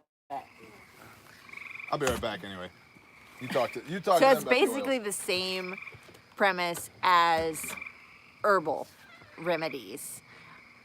The difference is that essential oils are highly, highly concentrated versions of those plants.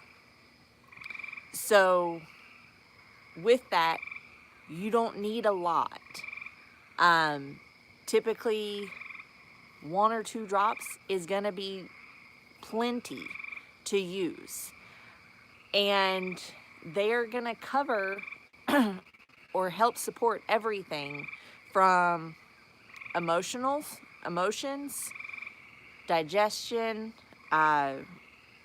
lymphatic, muscles, brain.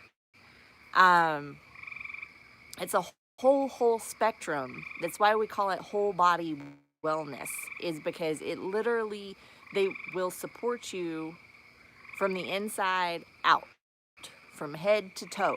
It's everything, all encompassing. So but you also need to be very, very cautious of where you get your oils from. Brand or places like Walmart that sell oils, like $8. If you read the label, it's gonna say for aromatic use only. Do not apply to Aromatic skin. use only. Do not ingest. Do not ingest this crap. And that's a problem because when you smell it, it's going into your nose and into your body. When you apply it onto your skin, it's getting absorbed into your body. When you ingest it, it's getting absorbed into your body. So I caution against essential oil companies that have those cautionary labels. Do your research. Buy a high quality brand. I'm with Young Living. They are a network marketing company. I don't have any issues with that. I love their oils. They have their own farms, they have partner farms, and they have a high, high, high standard to which they distill. So here's the deal. A couple years ago, I was like, listen, why are you spending all of our money on this ridiculous essential oil crap? And she was like, it's not crap. I was like, okay, whatever. And then I was standing in the kitchen cooking dinner. I was like, my effing back hurts. And she walked over to her thing, her rack of oils, got some, Eye of Newt or something, rubbed it on my back, and about 15 minutes later, and I just paid no attention to it. And I was like, about 15 minutes later, she's like, how's your back feel? And I was like, it hurt. Actually, it's not that bad. Huh, actually, it's not that bad. Yeah. What was that?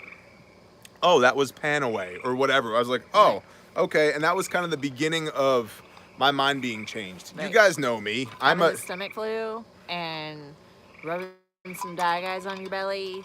Yep. Like, Dye Guys works. It really works. So, listen, I was just reading in Matthew this morning, the three magi, the three wise men. What do they bring to Yeshua Messiah as a wee little baby? Frankincense, myrrh, and gold. One of which is antibacterial, antiviral, antimicrobial.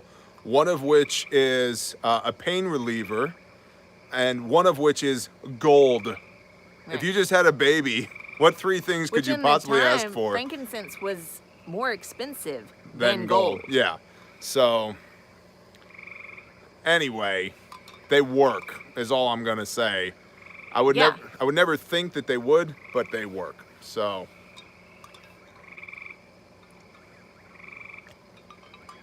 Okay, so, and I'm going to do a video on this because it's been asked a lot, but I don't sell essential oils. So that's not how Young Living is set up. Like, you don't contact me and say, hey, I want a bottle of lavender, I want a bottle of frankincense, can you order me those? The way that they're set up is basically I help you become a Young Living member, and you can either become a retail member or a wholesale member. And there's a couple of different perks to both. So that allows you to order what you want, when you want it, no going through me, no me like miscommunicating or any of that. You deal directly with Young Living. So if you want info on that, feel free to email ntxmag or hommybiscuits@gmail, and I will be glad to point you in the right direction. somebody asked a question about maintaining relationships. How about maintaining your relationship after SHTF? Not a fan of jealousy, but that look you gave her is dang near worthy of it. And I have a feeling come the day, a lot of couples will need help. Huh. Montana Home. You gotta watch that Montana Home. She's a redheaded ex-cop. That's gonna be, that's feisty. You know what I Right. mean? Feisty. Go watch out for that. No, good people. So So, I think as far as maintaining your relationship during and post SHTF, you need to get accustomed going through the hard stuff now. Like, T and I have been through all of it. the ringer. All of it. Just about anything and everything that a relationship could have thrown at it, we have. And we're both still here today, loving each other just like we did the first day we met. Willingly still here. Willingly. I tried chaining her to a wall for a while, but there's a lot of stuff that we went through that any other couple would have probably said, all right, Yep. I'm done. Like, Yep. I've had it, whatever, goodbye. And so, but every situation that we went through, it was eye-opening as to why are we here? Why do we love each other? Montana home, I'm going to answer that question next. You go ahead. Yeah. So go through it now. If you can. I mean, some people just have happy relationships, but And try to test it. Part of it is, okay, when you say something stupid at dinner and you're in the middle of a live stream, you pause the live stream so you can go apologize to your wife. Right. Like, that's part of it. And a big part of that, yeah, that's a great point, Hunter Seeker. Spirituality, right? Rachel Colvard says, hi, homie. Hi. There's this concept. On one side, you have the soy boy beta male, and on the other side, you have, the knife-handing alpha male, and there's a synthesis somewhere in the middle, probably much more towards the knife-handing alpha male, but it requires a level of vulnerability for everybody to be able to go, hey, you know what? I messed up. Or, that thing that you said or that thing that you did, it really hurt me, and here's why. And maybe it shouldn't have really hurt me. Maybe that's a manifestation of my brokenness, then you just happen to rip the scab off of an old wound that predates you, but it really hurt me. And having those kind of conversations and just being honest with each other, sometimes just going, I love you, but I'm effing pissed at you right now, right? Like, just that. Brutal honesty. But you never destroy the bridge. There always has to be a thread tying the two of you together. And there's sometimes where you're like, I could sever this cord right now, but I'm not gonna.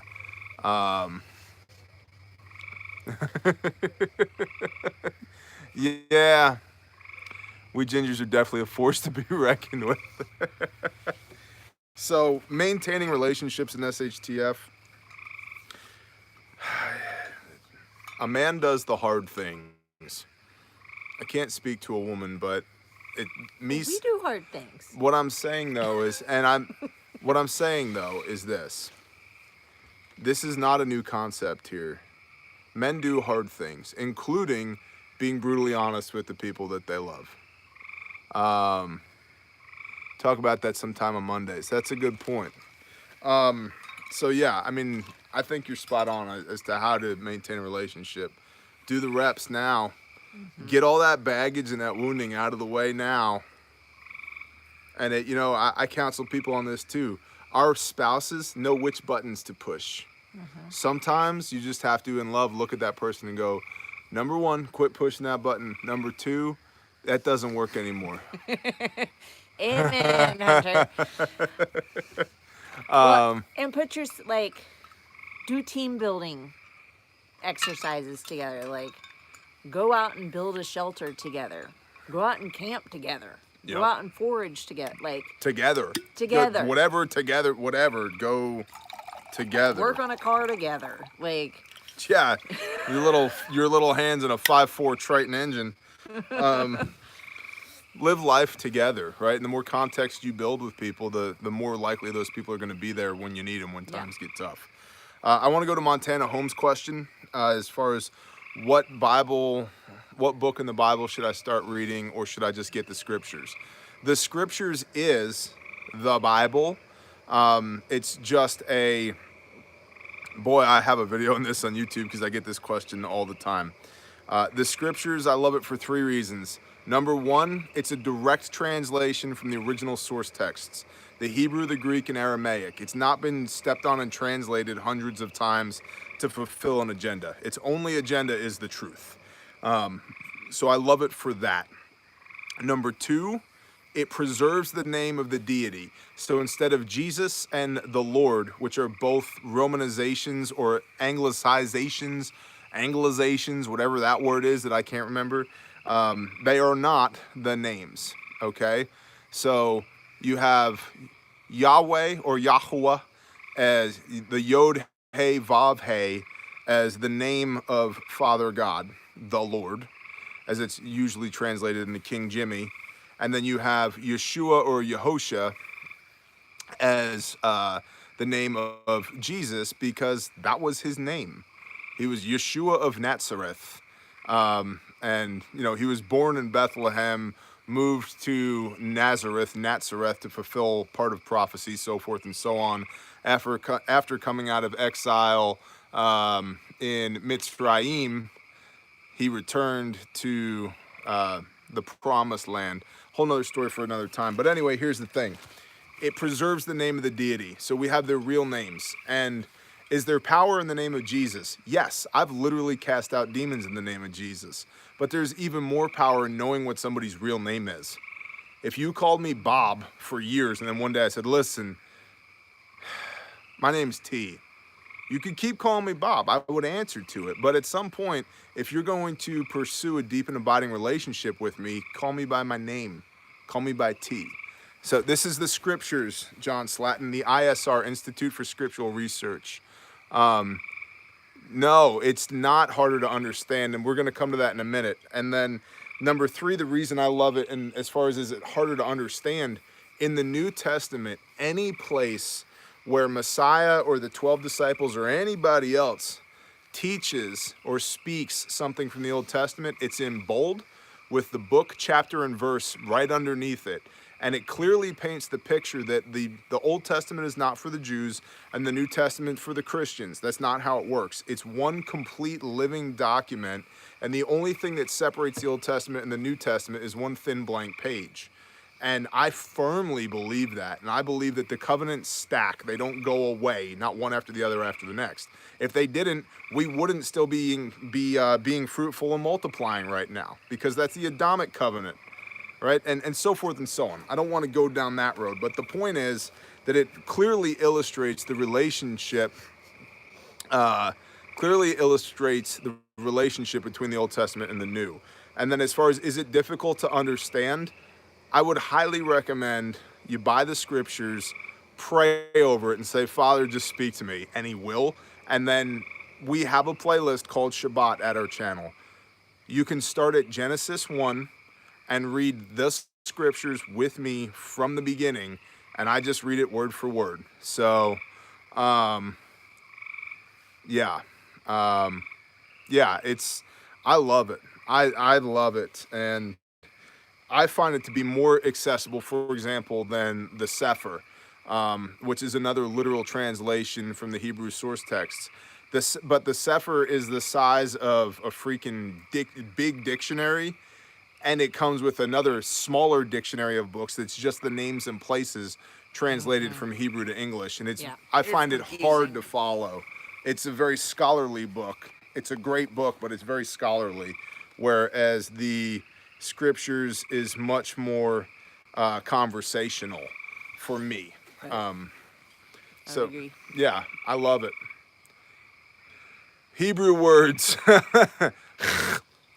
Yeah, you just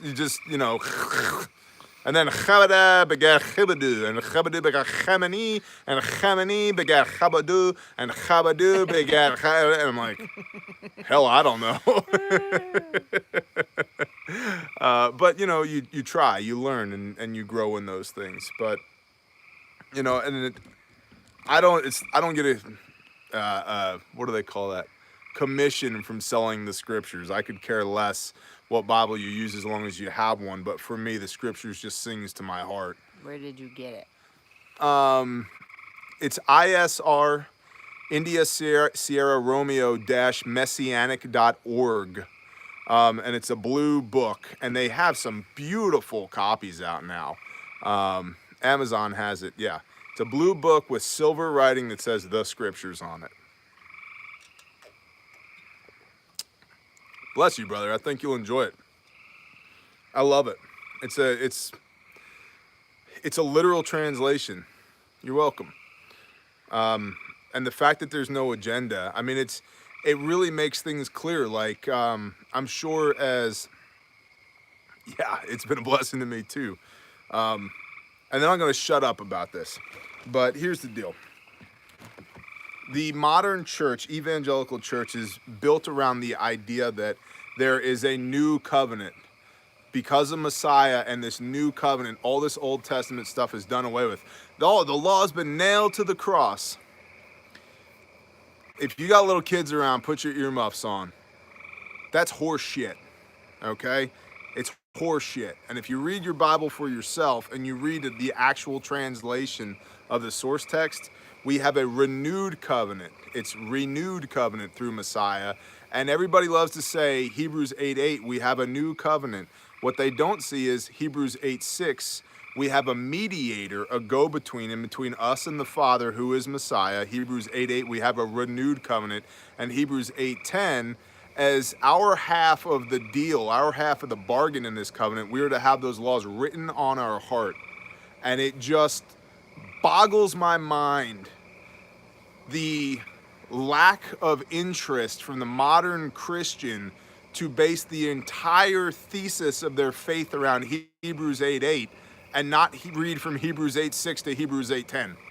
It's just that one line. They hang their hat on that for their entire spirituality. It's insane to me. If you read 8:6 through 8:10, it makes it quite clear what's actually going on there, just in that little bit of context. And if you read the rest of the book as a whole, it really makes sense contextually. But the scriptures is one of those translations that makes it really clear to me that, okay, there's more going on here than anybody would have ever told me. And by putting your nose in your own Bible and reading it, you come away with a lot more context. I mean, I was just reading in Matthew this morning. I don't know why I never caught it, but yeah, we know that Messiah comes from the line of David, right? He's from the line of kings, Dawid, right? Yeah, but where from the line of David? Uriah's wife, Uriah the Hittite, that David coveted this man's wife, put him on the battlefield so he'd get shot full of arrows and killed so that he could sleep with his old lady. That's where Messiah comes from. And it just continues to prove the point that the Father can do anything with anybody he chooses to, because the lineage from David there is not the proud, masterful line, it's the bastard son line from King David. I don't know why that never hit me before, but it's right there in Matthew. And if you read it, there's real power to that, because it's like, yeah, he's from the lineage of kings, but where in that lineage of kings?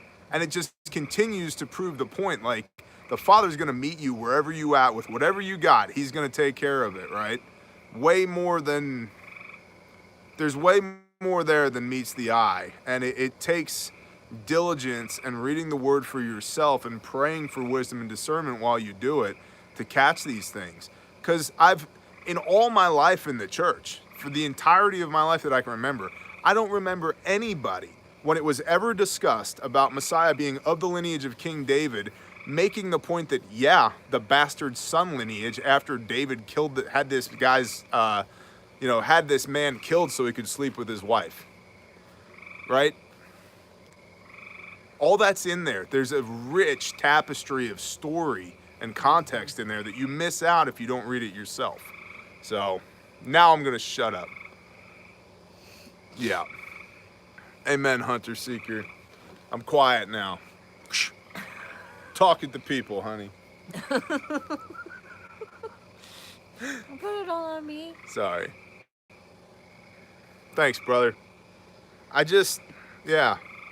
It's one thing he had, like, things that he knows, he has passion, like no other. Keep talking, they said. Keep talking. He talks all the time. I figured out how to monetize my mouth.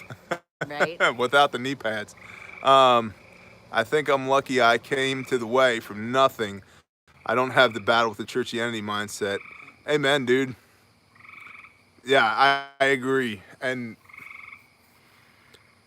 in a way, Mad Kelt, that was kind of my blessing too, that I came back to the church after a decade of apostasy, and I was already in the unlearn the lies mode when I came back to the church. And I came back because of a conviction of the Spirit. And then when that church imploded, I was so pissed. I was so mad at the Father. I was like, how could you do this? These were my people. how could you do, like, good things were happening here. How could you do this? And I was mind blown at just the violent emotional and spiritual reaction I had to that church imploding. And it was, He had better plans for you. well, I know. And part of that is the people that were in that church were really good people, and they all got scattered to the winds. Yeah, amen, brother. But I was so pissed. And I remember I was standing at the sink doing dishes one night, and I had my phone propped up on the coffee pot because I'd prop it up on top of the coffee pot next to the sink and watch YouTube videos while I was doing dishes, way before I ever had a channel. And here comes the heathens.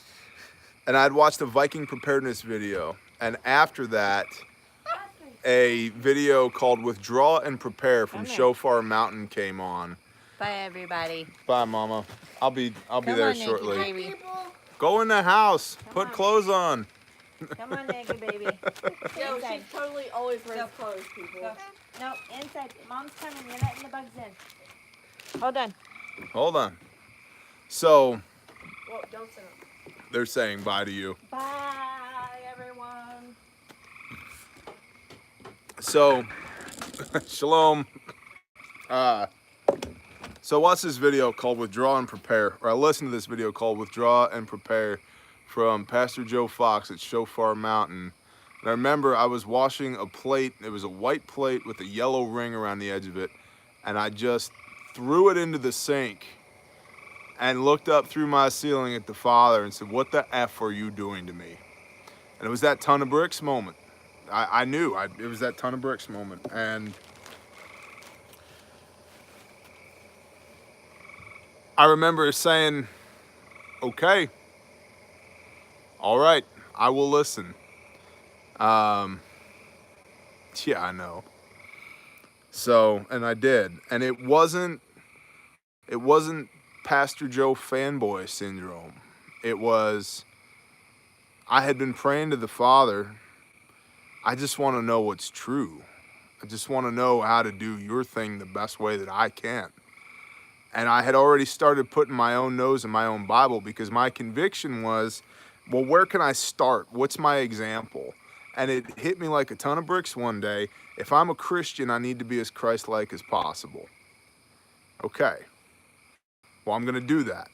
And I had rattling around in my brain this concept that, well, yeah, but only one man was ever righteous, brother, which is basically permission to not even try, which is ridiculous. And it's also a lie because multiple men have all been righteous because righteousness simply means doing what the Father tells you to do. And the more I read my Bible, the more I realized that's what righteousness is. Well, Noah wasn't God incarnate, but he was righteous. Abram, same thing, yet he was righteous. Isaac, Jacob, so forth and so on down the line. And so I was like, so righteousness is, good night, brother. Righteousness is an attainable goal. It can be done. Okay, well, how do you do that? Well, if you love me, keep my commandments. That's Messiah saying that, not the Father. And I'm like, all right, well, what's that? What commandments? And the more I read and the more I read and the more I read, I was like, this is all wrong. And then I was even more pissed. I was like, everything I've been told my whole life is bull. But I've always had that bone in my body that will defer to truth over comfort. And that's where I'm at now. And I tell everybody, if you can show me chapter and verse where what I'm doing is wrong, I'll change right now. If you can show me chapter and verse that I should be doing something that I'm not doing right now, I will change right now. If you can make a strong biblical argument in context, I'm there. All I want to do is serve my Creator to the best of my broken ability and do things His way, not my way. And that's what I'm trying to do. So, and the scriptures helps me do that. I was looking at my King James and I have a couple of sheets of notes stuck into it, and I was looking at my scriptures. Looks like a damn porcupine. There's things sticking out of it everywhere. And so it just shows you which one I use more. So yeah. Y'all being awful quiet.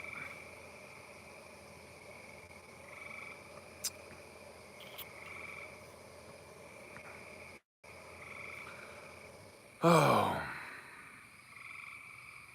Abram wasn't in the beginning, but he got there. Yeah. So we all with the Father. Yeah, that's the point, Hunter Seeker. It's hard to type and drink. That's why I use my face to type. That's the point, man.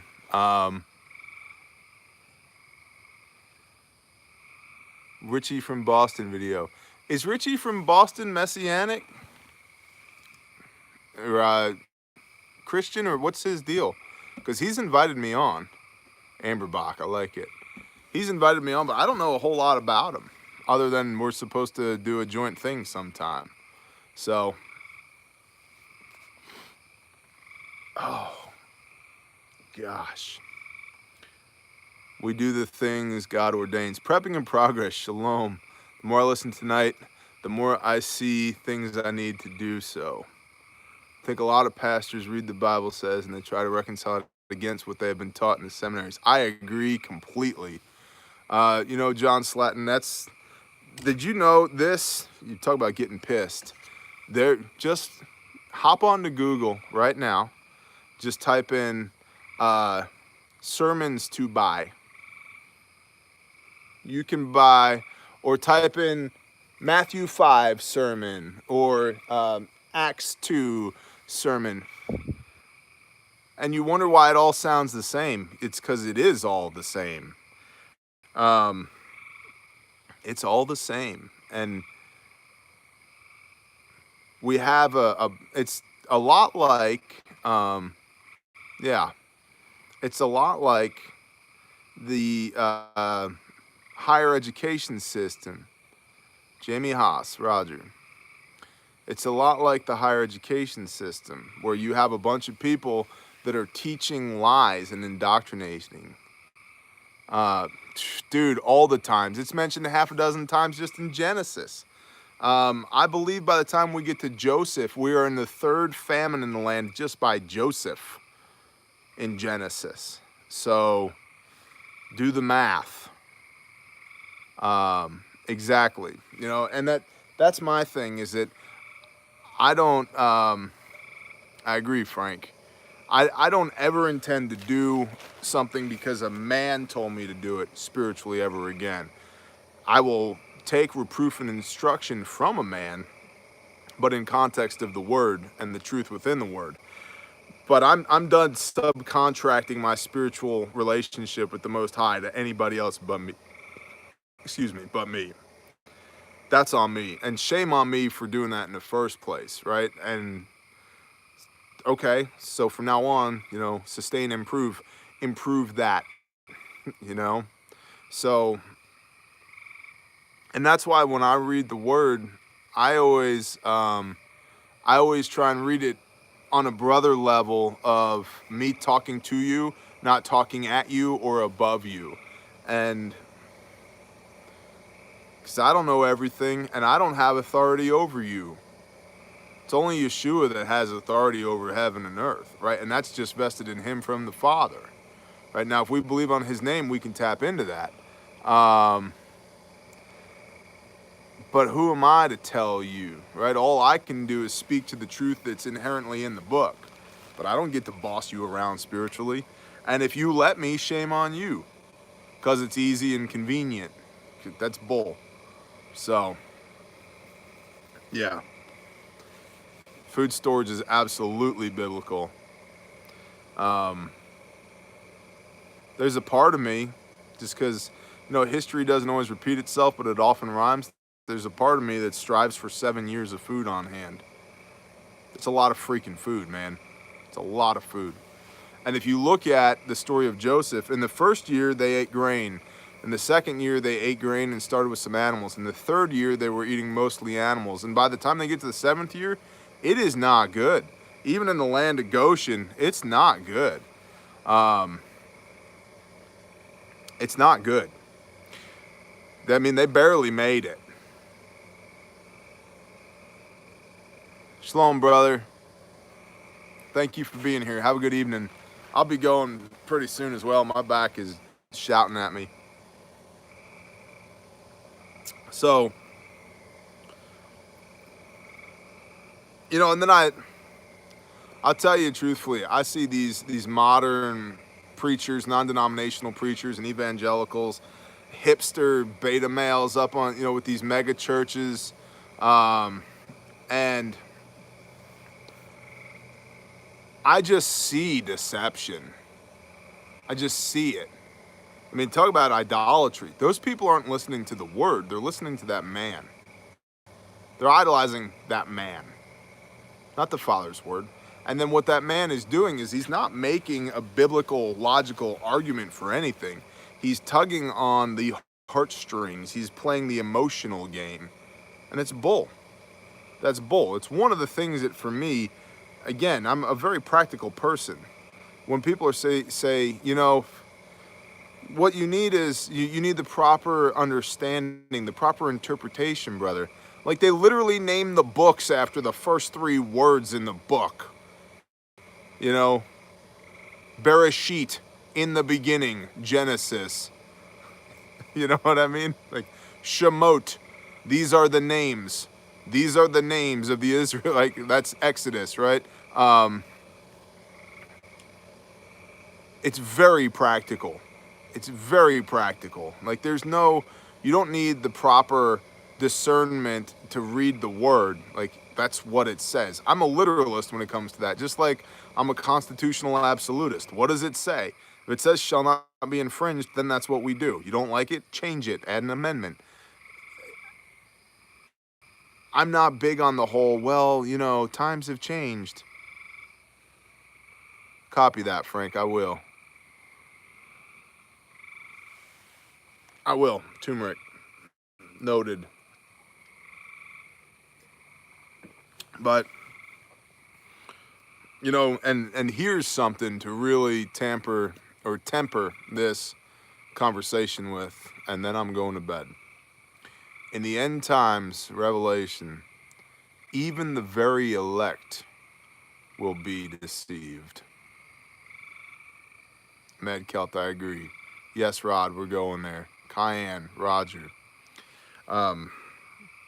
Even the very elect will be deceived. And that's even more so why we should seek the Father and heed that still small voice, because we need wisdom and discernment outside of what we are capable of on our own. And that's something I'm very aware of. Even the very elect will be deceived. Yeah, the people changed. I agree. John Slatton, roger that. I like this concoction that we're working on. So, now that I'm properly socially lubricated, let's go ahead and pray, and I'm gonna call it a night. So, here we go. Father Yah, thank you for this cacophony, this symphony of noise around me, and for the fact that you brought me from where I was to where I am. Thank you for my exodus, for removing me from bondage and slavery in my Mitzrayim and bringing me into my promised land so that I could do this. Father, thank you for these people. Thank you for everybody within the sound of my voice, Father, and thank you for the opportunity to speak with them. And to the best of our broken ability, everything that we do is yours.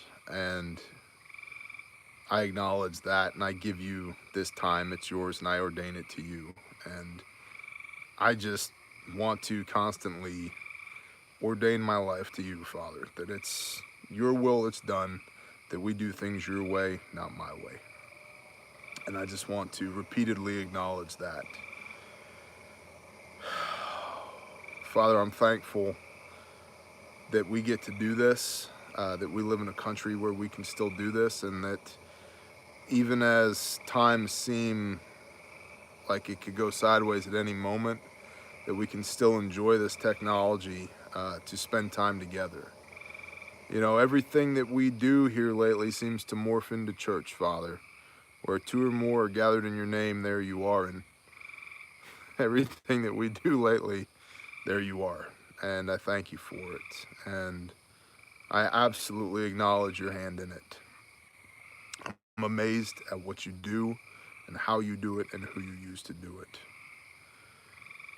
Father, everybody within the sound of my voice, I pray blessings on them. I pray that you would smile upon them and that you would stretch out your hand towards them, that you would minister to their heart, that you would heal their wounds, that you would meet their needs, Father, that you would give us this day our daily bread.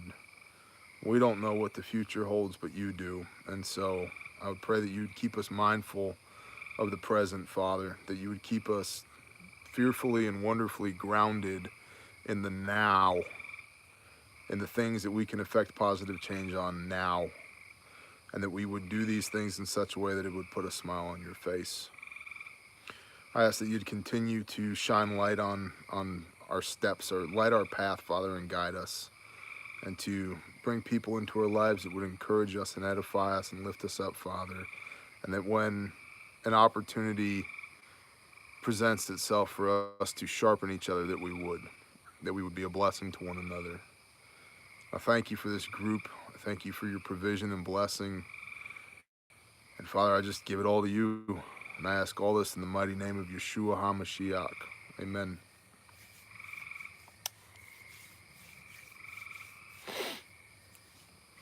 Thank you, guys.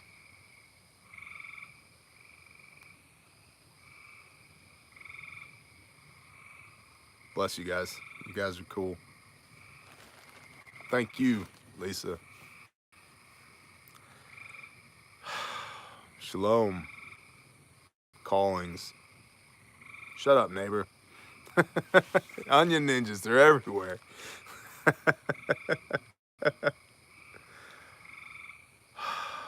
Grindstone Ministries. It's got a ring.